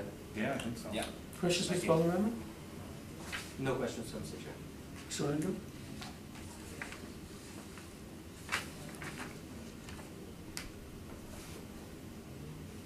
Was this brought to their attention prior to this meeting? I called him last week, and I did forward the email to him, and he said that it's their protocol that they have to continue asking for the penalty, because that's the way that's it. I'm sorry, maybe, but don't let me put words in your mouth, Ryan, but is that not right? That your system spit out the penalty, and you still have to request it? And I tried to search our files and still no luck. But you never asked Ms. Massey. No, I didn't. I wasn't able to talk to her about the interview.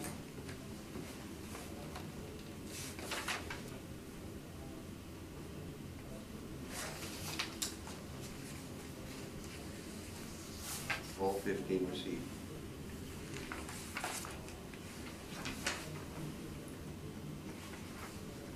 Oh.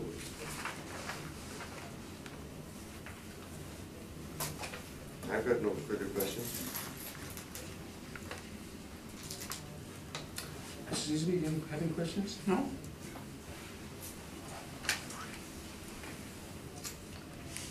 So, who were they received by? Miss Melanie Massey, the assistant to the director, assistant to Mel Chambers at the time. She's the basically. Okay, because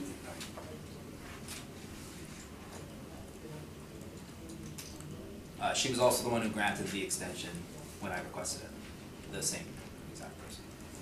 so it was sent, this looks like an email sent from, That at the from Colliers to Sunrex Management? about Sunrex Management, to to Melanie okay. Massey. We were with there would have been 15 attachments in that email. They're not showing as it was just printed, but there were 15 attachments with those 15. They're line listed items. on the board. Yeah. Yeah, I see where they're listed. Oh, the attachments are, sorry. Yeah. Yeah, I see they're listed.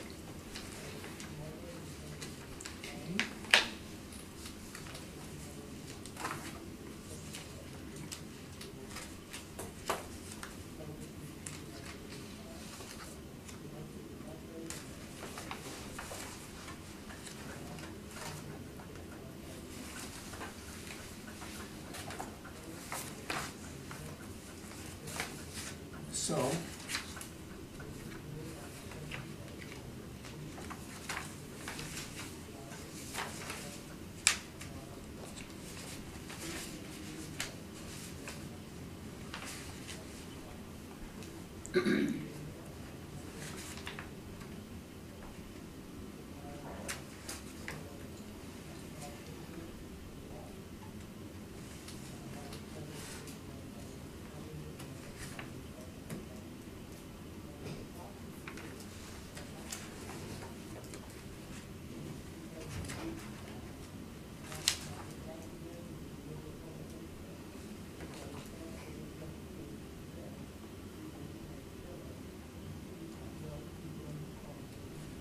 okay, so the request for the city was that they provided until June 29th, 2018 Correct. to receive them. And your email is dated June 29th. Yep. So your position is they were sent on They were, on that yes, date? yes, they were submitted by email 2 hours prior On to that the day. deadline, yes, and there was a confirmation of receipt from Ms. Okay, Massey. thank you, that's it. You're out of here. Yeah, you go. That's it. It's on tape, they're recording, you took my Sure. choice. Anything happens. I'll never see you again. Promise is promise. Okay, we'll consider non-cooperation right now, I think, once the pressure everybody's head, and then we'll go on. Okay. Okay? We'll still leave the room. Shut her down. Okay. Okay, I can advise on this matter that we're not going to grant the city its non-cooperation. I think to be entitled to non-cooperation, it's going to be a clear case of there being non-compliance, and there's some question at this point. And when it's questionable, we have to give the decision in favor of the applicant, and we're doing so this time, so we'll proceed in the normal course. I understand, Mr. Chair. Okay, thank you. Okay, now we'll deal with, 785. yeah, and that's the 785 Sterling Lion Park. The spot again.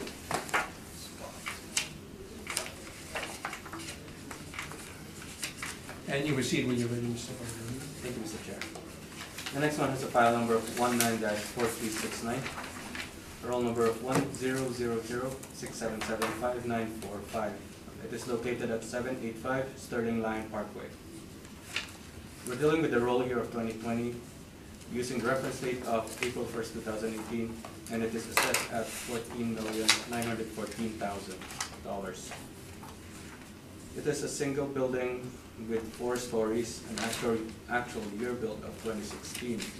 It has 60 suites, 47 indoor parking, 42 outdoor parking, a land area of 78,682 square feet, plan area of 19,328 square feet, and a gross floor area of 76,136 square feet. On page 3, we have the income valuation workup. The average monthly rent per unit is $1,624.26. Gross potential rent of $1,169,467. A vacancy rate of 2.4%. An expense ratio of 34.67%, giving it a net operating income of $745,677. With a capitalization rate of 5%, the capitalized income is $14,913,540, or $14,914,000 rounded. On page 4 are rent comparables. They are ranging from $1,301 average monthly rent per unit to $1,646. On page 7 is the map of the subject property where it is located in Winnipeg. The next picture is the map of the comparable rents. On page 8 to page 20 are the pictures of the subject property. And from page 21 to page 30, or page 24 is the income statement. From page 25 to page 30 are the rent roll for the subject property. That's my presentation, Mr. Chair. Thank you. Mr. Nichol, any questions of the assessor? Page 3, is this all model generated? Yes, Mr. Chair, they're all model driven. Now you have a statement in here, or at the end of your presentation, for period ending December 2017. The last page, you are presenting that they're stating to you that their vacancy at the end of the year was 11.67 on units, or 13.05% based on square feet. Is that correct? That's correct, Mr. Chair. but you still apply it, the model at 2.4. That's right. And they did provide a statement on previous pages as the NOI. Did you happen to determine what the NOI they claimed was? Didn't really calculate it. I was just looking to go through it. I think around 690,000.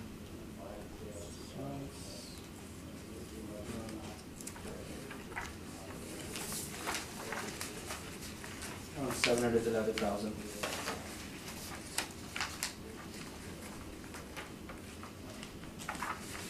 Okay, well, we had 690, but I'm sure that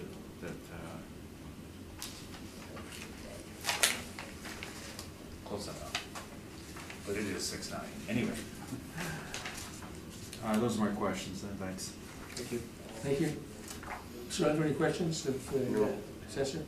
Mr. Schliessman? No, no question. I don't either. So, Mr. Heath, I can go forward with your evidence? As again, we approach this the same way with a statement. Because this was a newer construction, we had a little bit more revenue, a few more years of performance noted. So we relied on the same statement that the assessor did, except we relied on the actual. So my calculation on this actual statement that the assessor provided, and we've also provided, is an NOI showing of 690,000. And that was on a 13% vacancy and but there were some missing items. You'll note that the, I believe, looking for the line item on property taxes that they had not received. Yes, their realty taxes were at 70,000, whereas the actual taxes were 152,000. And utilities were a bit understated based on the vacancy. But in this case, we looked at the 13% they had and noted that the prior year was actually, again, followed the same cycle, less earnings the following year in 2018. But regardless of that, we stabilized this one at 10%. So there's a trend here, and I please want you to note this on these 4 properties. We had the first one that was indicating, I believe, 15%, taken at 15%. The next one, it was at 20%, we applied at 15%. The next one was doing 43%, we applied 20%. This one was at 13%, we applied 10%. What we're trying to do is stabilize it as best we can. We're using a lower vacancy than actually incurred. And this one, because it has a longer record, lends a value that arguably might be a little bit higher than it should be. Using actual expenses, which have been adjusted for the missing property taxes, because this statement didn't have the right bill. And so everything here is actual, and we're using the same cap rate at 5.5% as the other properties. So again, consistently applying a common sense method. Now you'll note that our potential rent is $1,317,000, and the way we achieved that was we added in everything. And on the assessor's page 22, or our page 3, we've used the same numbers that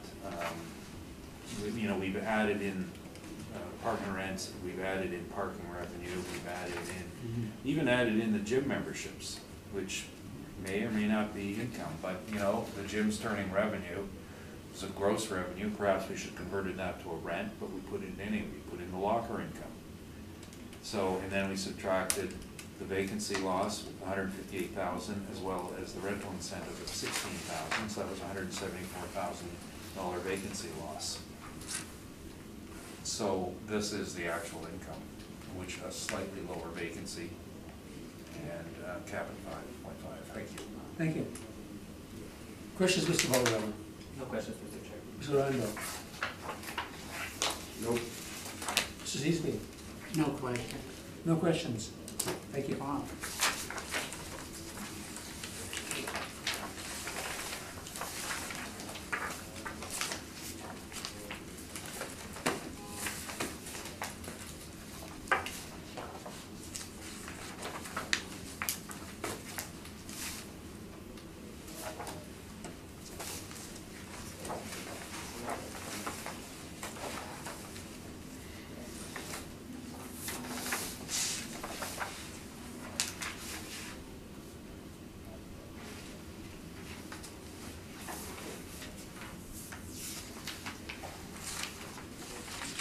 Okay, so.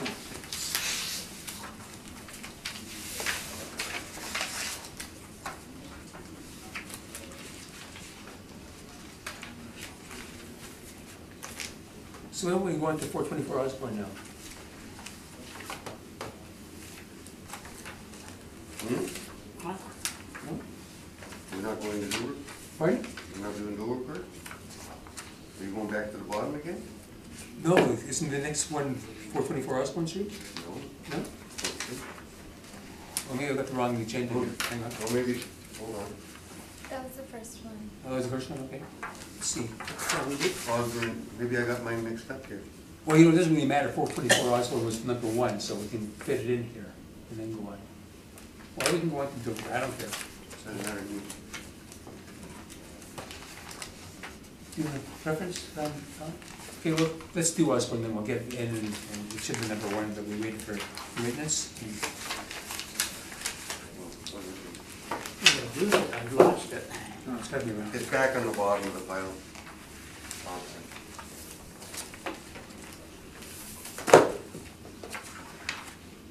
And then I lost the sheet somewhere.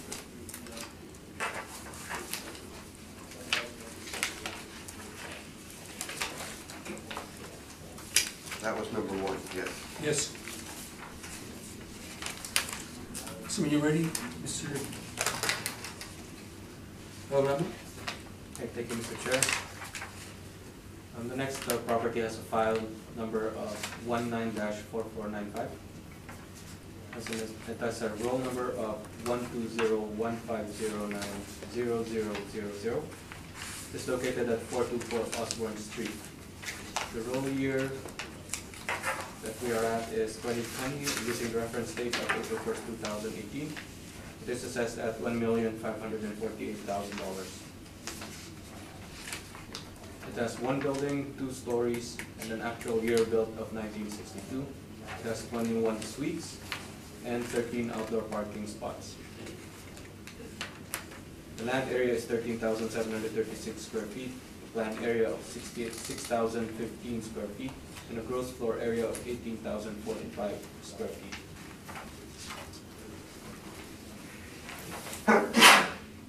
On page 3 Pardon me. is the income valuation workup. The average monthly rent per unit is $880.78.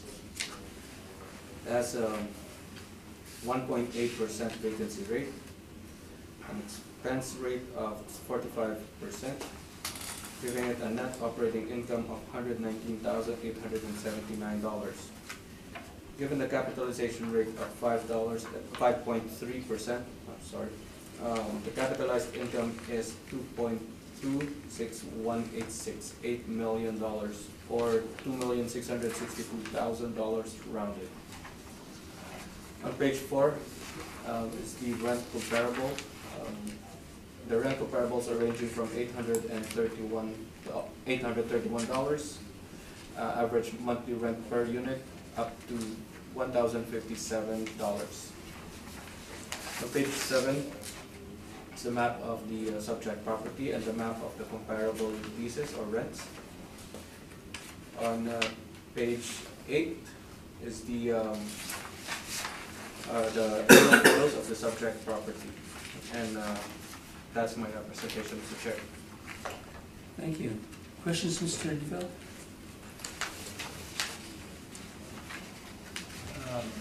Is this model driven? Yes, they're all model.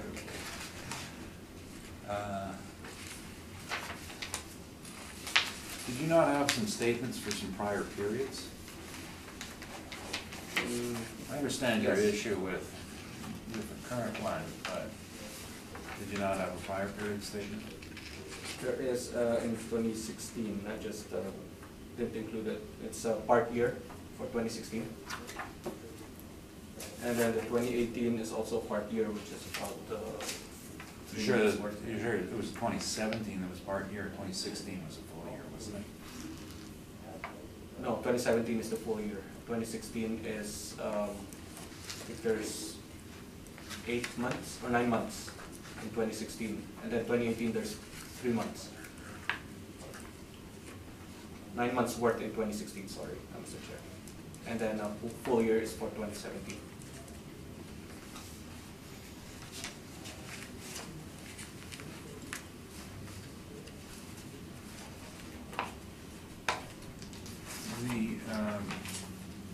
So do you have the rents from those prior years then, I mean, even though it's a part year, but you have the rents for the units and? No, I wasn't able to attach it, Mr. Chair.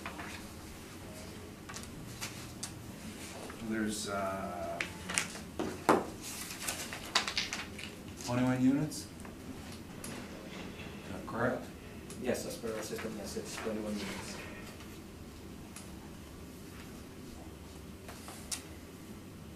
So, okay. You don't have it, was my question, thanks. Mr. Redondo, any questions to the assessor? No questions. Mr. Seasby? Yeah, confused here. Page 1 shows assessment value of $1,548,000, and page 3 says $2,262,000. Am I missing something? Can you clarify that? Yeah. Yep. Must be a calculation error on that. No, sometimes just spits out the numbers in it. No, I couldn't clarify, I don't have. Okay, so what is the correct assessed value? Is it a calculation mistake on page 2, or is the assessment on page 1 correct? Yes, Or page 3 maybe? Page 1. Page Page is 1 is correct. the right one? So it must be a calculation error. Yes. So On page 3. Page 3. 1,540. is the whole workup incorrect, or how did it Now let's take a look at this calculation. come up with that number? Let me see.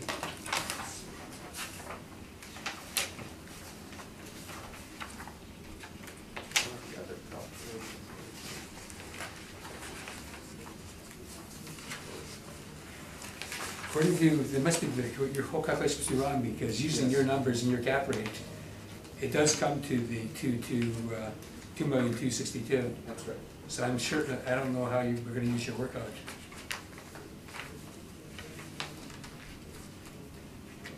Yep. Yeah, I picked up a different rate for some reason, Mr. Chair. Well, it's not a different rate, the numbers are wrong. Yeah. Because That's right. if your NOI is correct and your cap rate is correct, then it should come out to the assessed value. Right, that's So the mistake appears to be on page 1 if your arithmetic's right.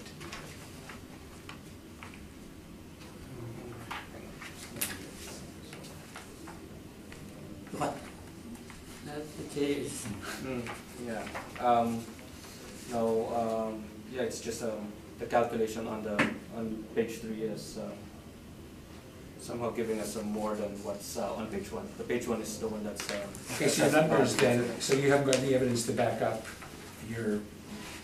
there's no evidence here then to back up the assessed value according to the city. But this is incorrect. Yes, Mr. Chair. So do you want to take time to work it out properly and submit it? You can't make up numbers.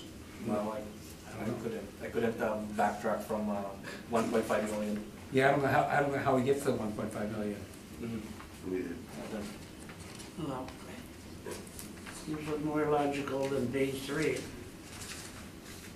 But it's hard to say. The history of sale here. Sworn value. Yeah, only- Yeah. For whatever it's worth, right? Yeah. You don't know what it actually sold for. No, that's just my evidence. I don't have any other to back up 1.5 million. Okay. Well, let's hear the account, Yeah, Mr. we Chairman. will here. Bruce, you felt you can go forward with your evidence? I've got slightly more than the assessor, but not much more. Don't tell me you got calculation mistakes. No,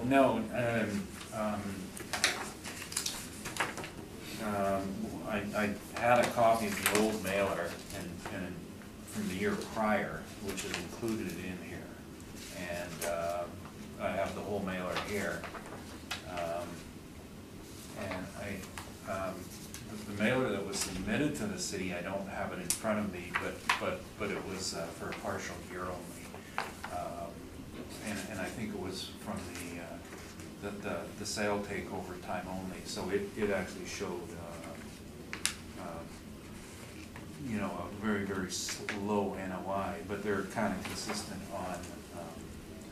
on the totals. And so we were just applying the 2016 revenue, which was $65,182 per year. And just point out that the rent per door average actual was $615,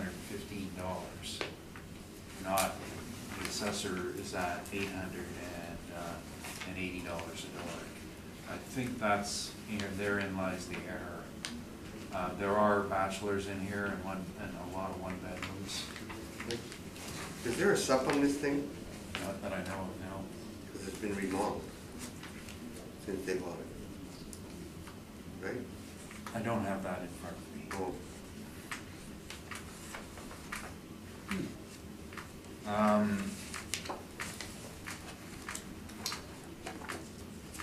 I'm just trying to figure out where these numbers come from. Yeah, well, like I said, I provided the numbers that were provided to the city, which was an NOI of $65,000, and we've done our calculation on that basis.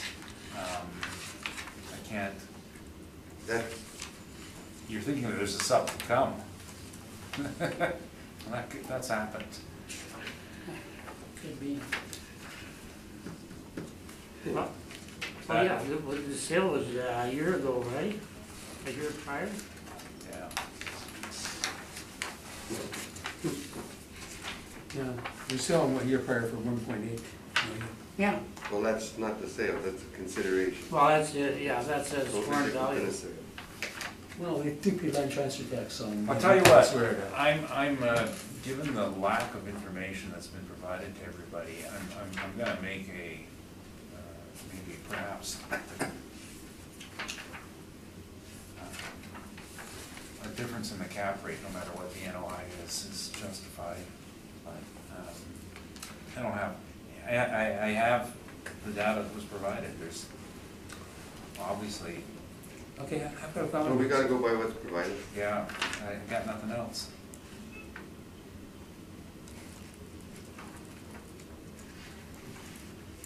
Okay, It is gonna be a stop waiting when we get back to the office. open for questions? Very- Yeah, okay, I'll do questions. So, Ram, any questions of Mr. Neufeld? No questions. It's the same cap rate questions that I had in the earlier ones.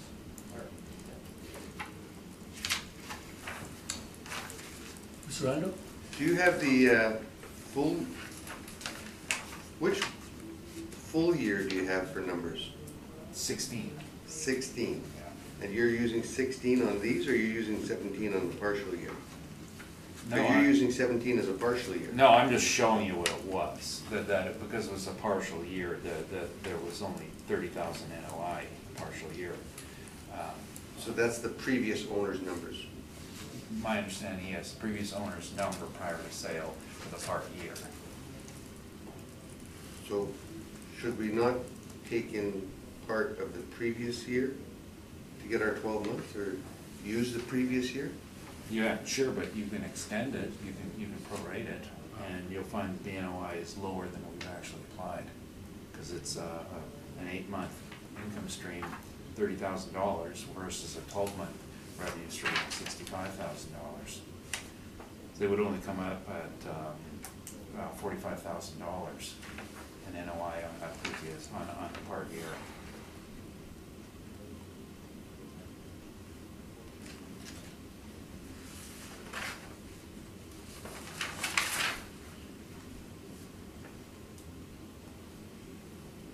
on your workup, where's the vacancy? We didn't calculate one, we just took statement numbers. You can take a look at the statement of supplied and, no, actually, here I have the other pages from the city one, and income as full was 149,700, and they're claiming 148,522. So that's 1% we're using here.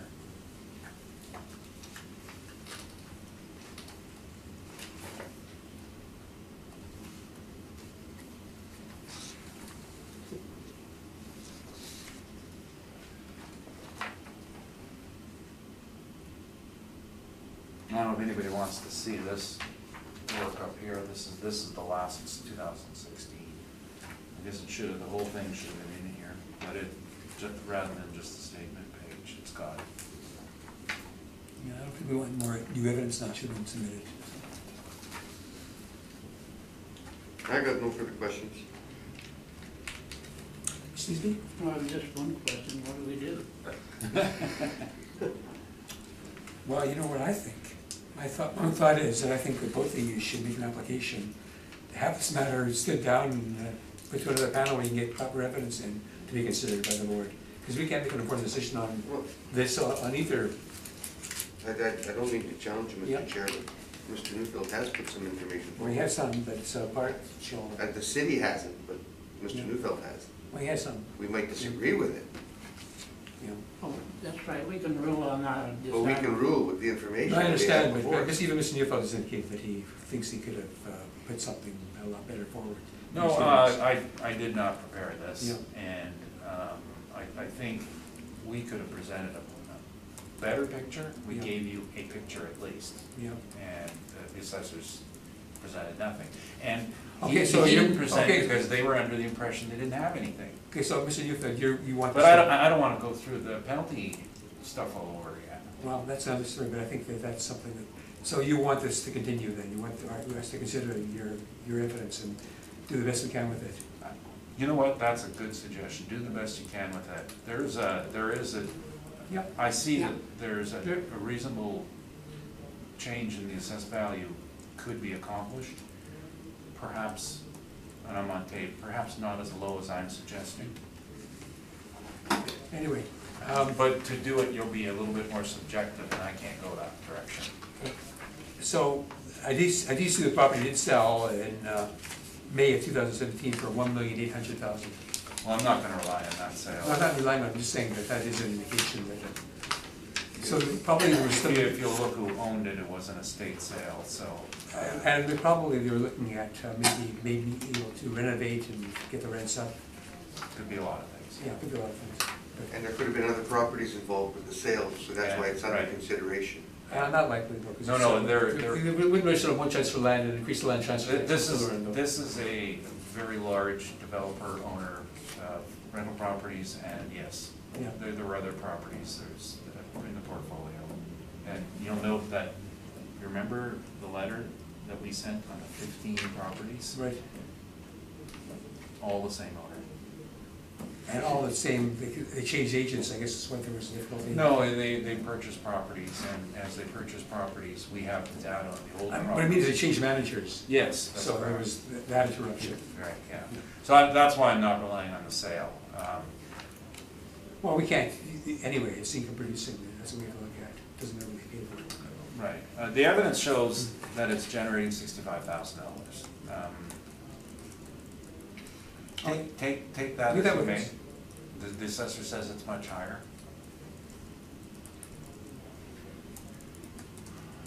Okay, thank you. Well, I'd probably be open to a subjective answer to this.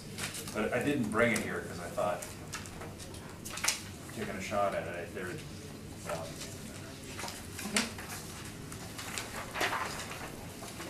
Let's go on then. The property at 800 Dover Court Drive. Mr. Gallagher, when you're ready, you can proceed. Are we putting this one back to the very front again, or are we leaving it in this position now? number one. You know what, we'll consider it in the order that we did them, so I guess Okay, keep good. it where it is now. Okay? So that me and Jerry aren't looking for it after. Well, we're hoping that, That was a big hunt. Dover Court it is.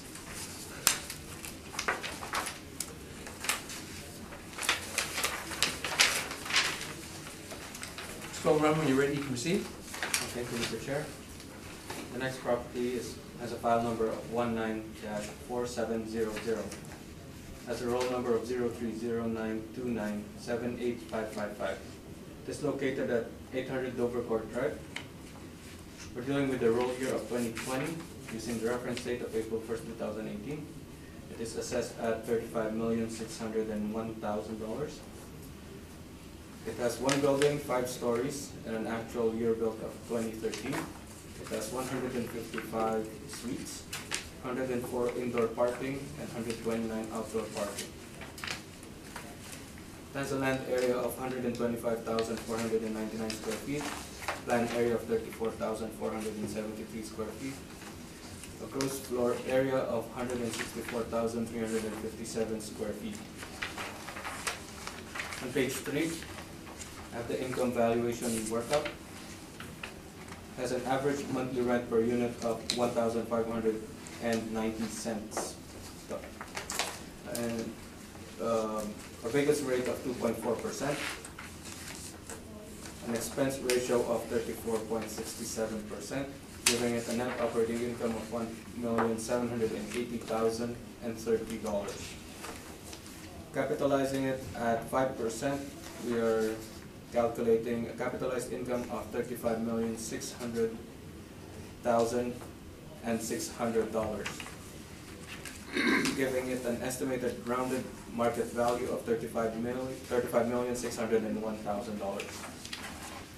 On page 4 are the rent comparables. They are ranging from $1,424 up to $1,744 average monthly rent per unit. Page 7 are the photos of the subject property. Page 8 is the map of the subject property and the map of the rent comparables. Page 9, the 2017 income and expense information.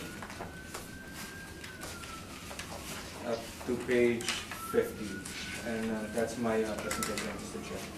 Thank you. Any questions, Mr. McLeod? Page 3, is that model generated? Yes, Mr. Chair, it's model generated numbers. Do you know offhand what the model would use for repairs and maintenance per unit? No, I have no information on that one, Mr. Chair.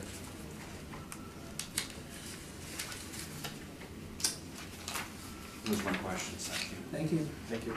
Questions, Mr. Lorenzo? No. Mr. any questions? No, just observation, this is 2 separate buildings? One building. According to the pictures? They're connected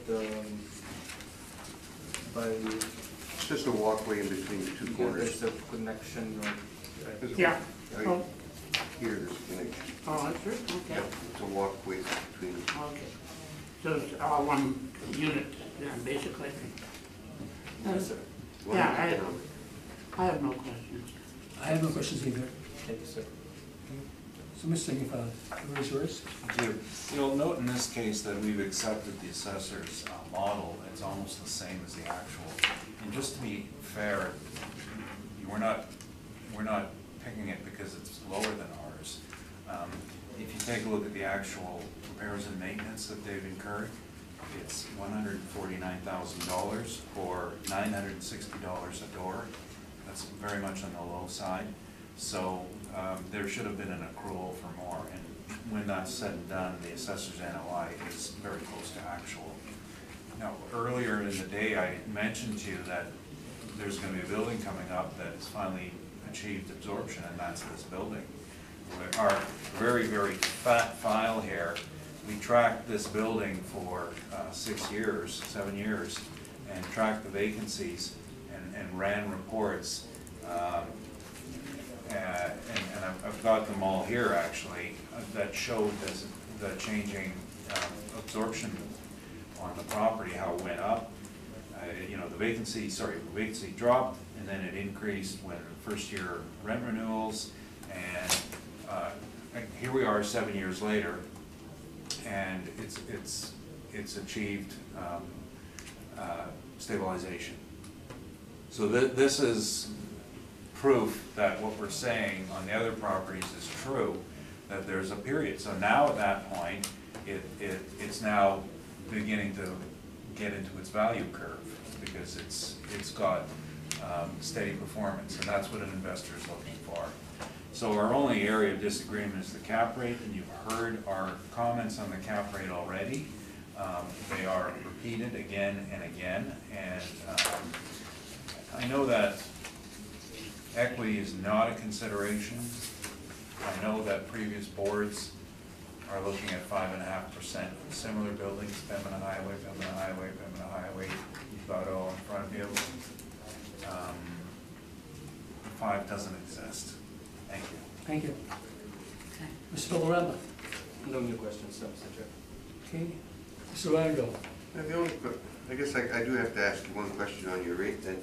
If the rate went up by a quarter point, why are you bringing it up by half a point? No, that I mentioned earlier is a typo we should have corrected. I would look at this. Well, you're saying it's a typo on your information that you presented? Well, you know, an estimate of the capitalization rate is, you know, can be, you can put a bit of subjective onto it. On the objective side, we're rather early in our capitalization rate.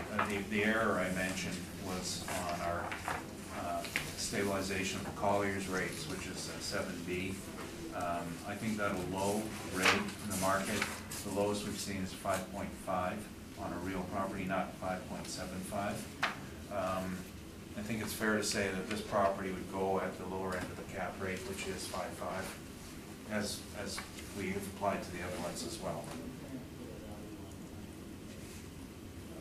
But your page 7 shows it as a 5 to a 6 on the low rise, correct? This is a low rise, it's not a high rise. That's unadjusted for closing costs, if that's the one you're looking at. But then The blue ones, yeah, the blue ones are unadjusted, and it's a couple pages further. But the previous year was 4.75 to 5.75. Right. So it did go up by a quarter, is Correct. what you're saying. Correct. And if this building was at 5 last year, Well, I don't know what it was.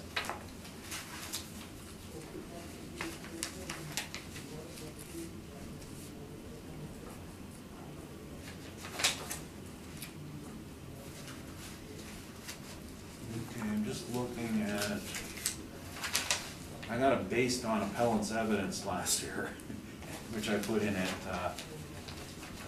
5.5. last year? Yeah.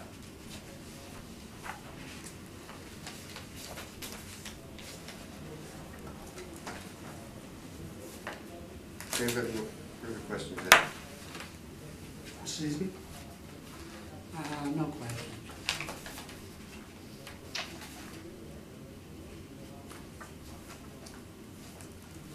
Okay, so it's a cap rate situation, we'll get back to you on that. Consider. Yeah. Okay.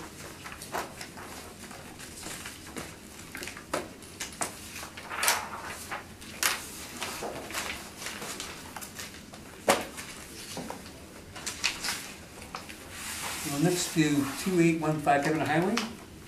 Spotting it.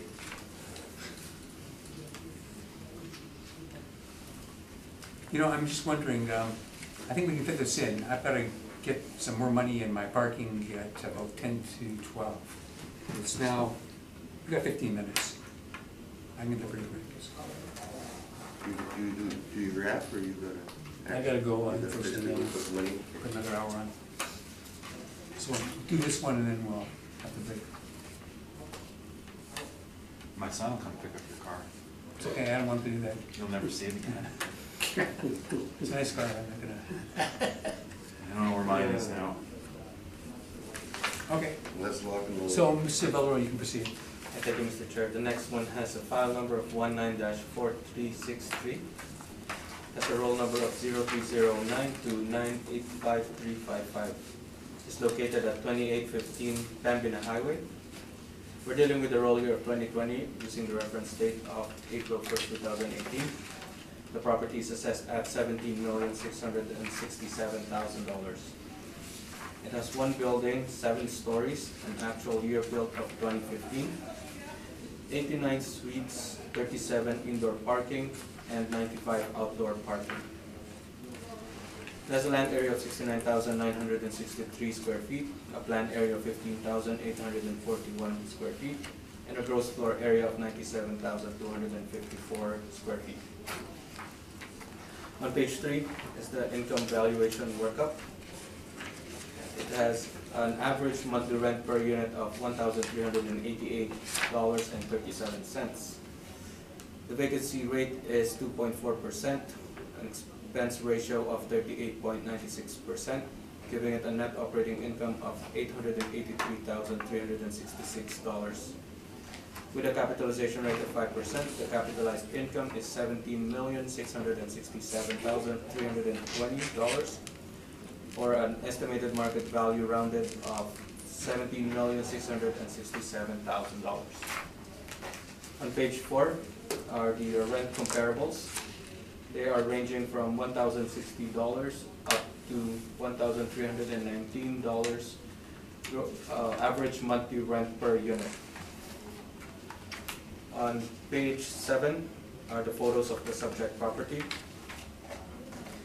On page 8 are the maps for subject property and the rent comparables. And beginning of page 9 to page 12 are is the income statement. Beginning of page 13 up to page 21 is the rent roll for the subject property. And that's my presentation, Mr. Chair. Thank you. Any questions, Mr. Neufeld? Yes, a model driven? Yes, page 3 is model-driven parameters, Mr. Chair. How does this compare in expense ratio to the first 4 properties of the day? I'm just wondering, I was looking at it, and this one's at 38.96. And you've got 34.67 and a variety of different rates. This is built by the same people who did all the Sterling Lion ones. So I'm just wondering how you end up with different expense ratios on a model basis. Mentioned it is a model-driven expense ratio, so I'm not sure how it was derived by the model. I don't have that information. And you have provided the actual statement, and that NOI is a bit lower than what you have, is it not?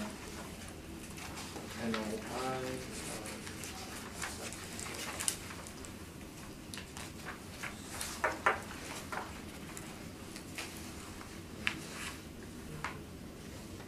Calculate that quickly.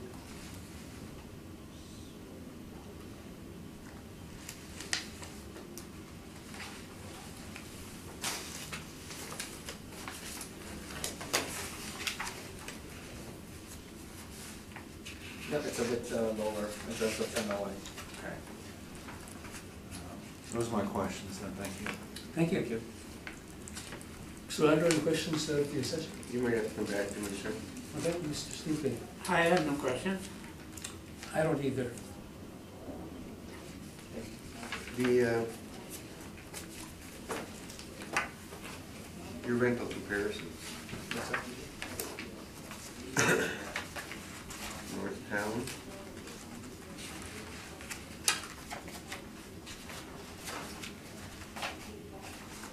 wood.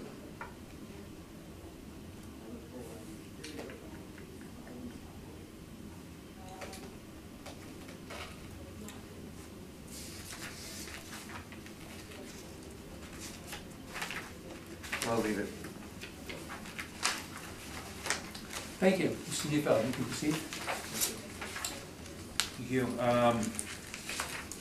We're followed the statement on this, no adjustments. This is the same ownership group as the Sterling Lion ones. a few years older, and it's the same model that they base their other units on. And we have a bit longer proven track record. Actual vacancy is coming around at 5%, and as I think when I was discussing earlier on the new apartments with the higher rents, it's probably what you're going to see as your long-term stabilization of rates in and around 5%. But the actual NOI provided in the statements is $857,433. You'll note that it does back onto a railway track. This one is far more active than the Sterling Lion one. This is the L'Atelier main line. So it does have a fair amount of activity. I think that's the major north-south rail line through Winnipeg. The cap rate on this, we have gone higher in the cap rate, and one of the reasons why is the unit mix. This is predominantly trying to focus on the universities crowd, and we find that we believe that the income on there is going to remain softer as a result. Will be more subject to price takers, and again, here we are 5 years in, and the vacancy is 5.8%. So the expense ratio is a bit higher than the assessor had, and that's likely due to the unit mix, because your expense ratio is going to be driven by unit counts, and as well as occupancy load, and the location on it. It is what it is. So that's what we're looking for on this one, 5.75%, just on those factors. Thank you, Mr. Neufeld. Mr. Delarond, any questions of the applicant? No questions, Mr. Chair. Mr. Rondo? Was this appealed last year? Yes, it was. 16377? Just let me check what happened, right?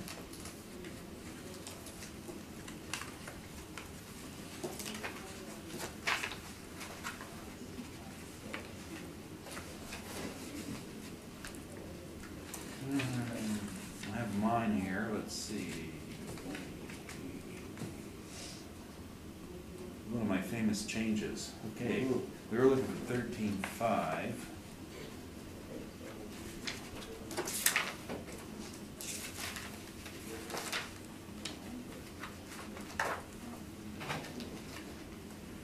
Oh, here we go, here's an order.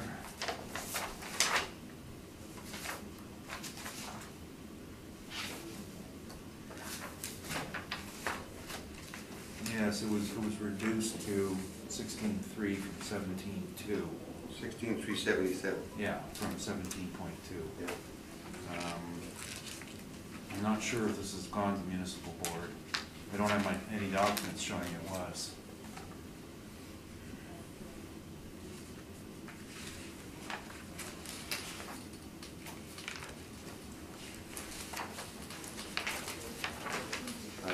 Further questions? So Okay. Mr. Steesby, do you have any questions? Just a comment, the L'Atelier subdivision is minor railway line compared to our Sterling line, because it's the CN main line. There's a train every half hour, 2 miles long. I worked for the CN Okay. for 20 years. And then it's on a railway track, so it doesn't matter. Doesn't matter. I don't think Just it's saying. sort of, yeah, it's not gonna. Okay. There's lots of trains, but not as many. Okay, I have no questions, so I think we will adjourn for a few minutes while I put some money in my meter and, Just one last comment Yeah. here. well, right now you're asking questions. You can answer a question. Questions. Go ahead. You finish questions as a quick summation. We are looking for a lower value Okay. than last year, and that is reflected in cap rate increases. Thank you. Okay. I will.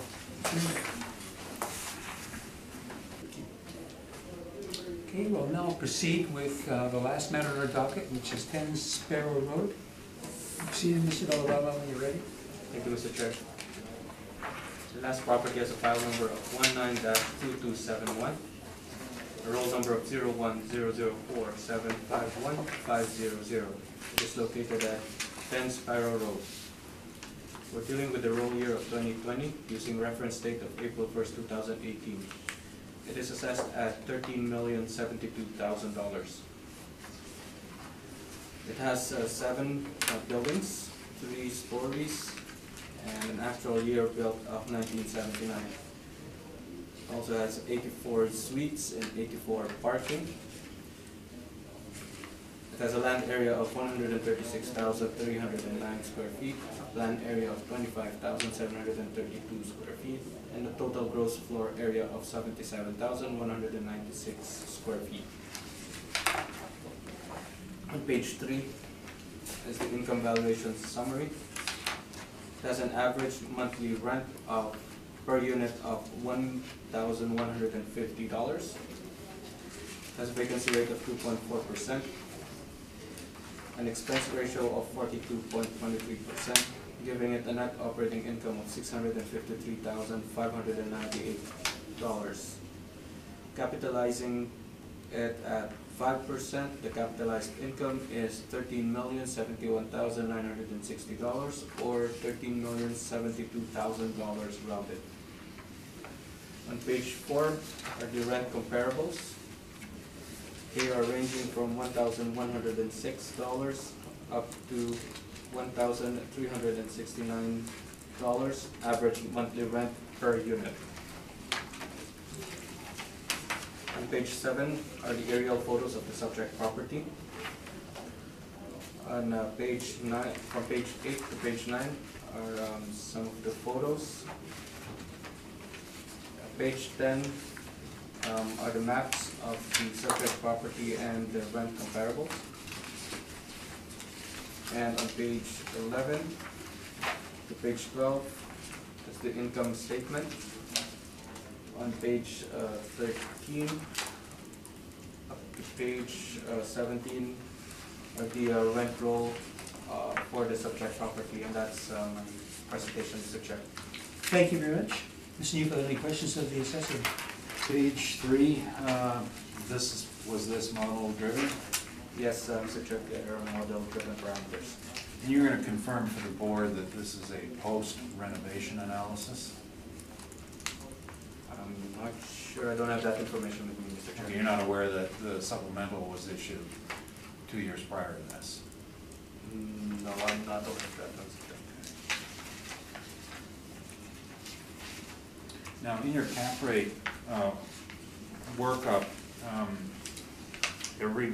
where does I guess, does it matter? Does this fit into any of these categories?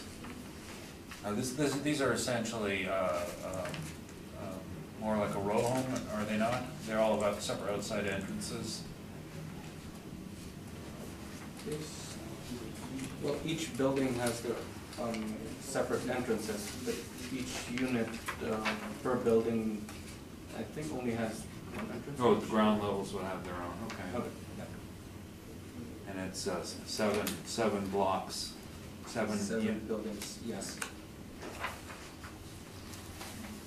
And you're capitalizing this in the same manner as the ones we had before, which were larger units, 3-story walk-ups? You don't have a different rate for this? Again, this is a model-driven, Mr. Chair. I'm not. It was assigned as a model cap rate. Okay, those are my questions. Thank you. Mr. Orlando, any questions of the assessor? Mr. Sneesby, any questions of the assessor? Yeah, the same one that was already raised, I think, was a 40-year-old building showing a cap rate of 5%. It's the same rate as the newer building we've heard earlier.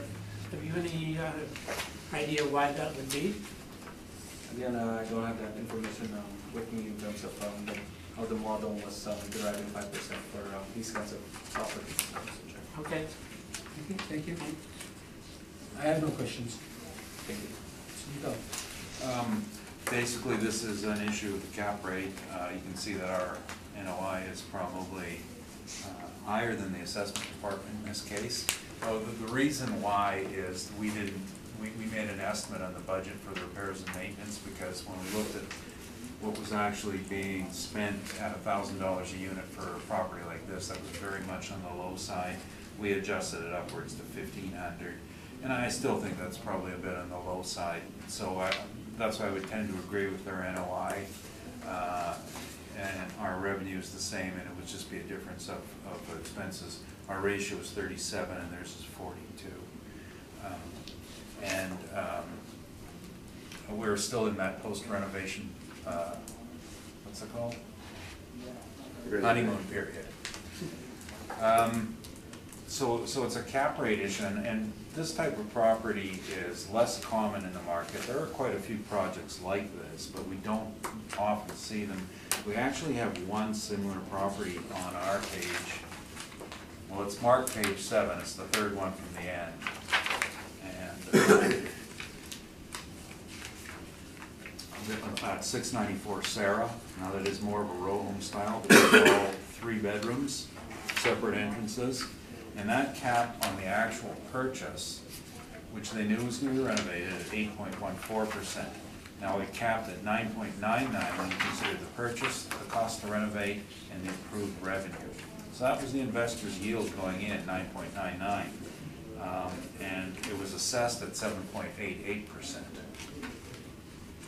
So that would be like an assessment department parameter style thing. So it's showing that particular example has capped a fair bit higher than your typical apartment. So we've applied 6.5% on it, which is a full point higher. That's our strongest evidence of a comparable cap sale to look at on a property like that. Not a lot of projects on the market that we see like that. And that's our major difference, in addition to all the other cap rate stuff we've talked about today. Okay, fair comment. Questions, Mr. Valdez? How many questions, Mr. Chairman? Mr. Randall, any questions? Nope. No questions. No questions. Now you have to see if you get your card back. I'll call for a pickup and count and dance.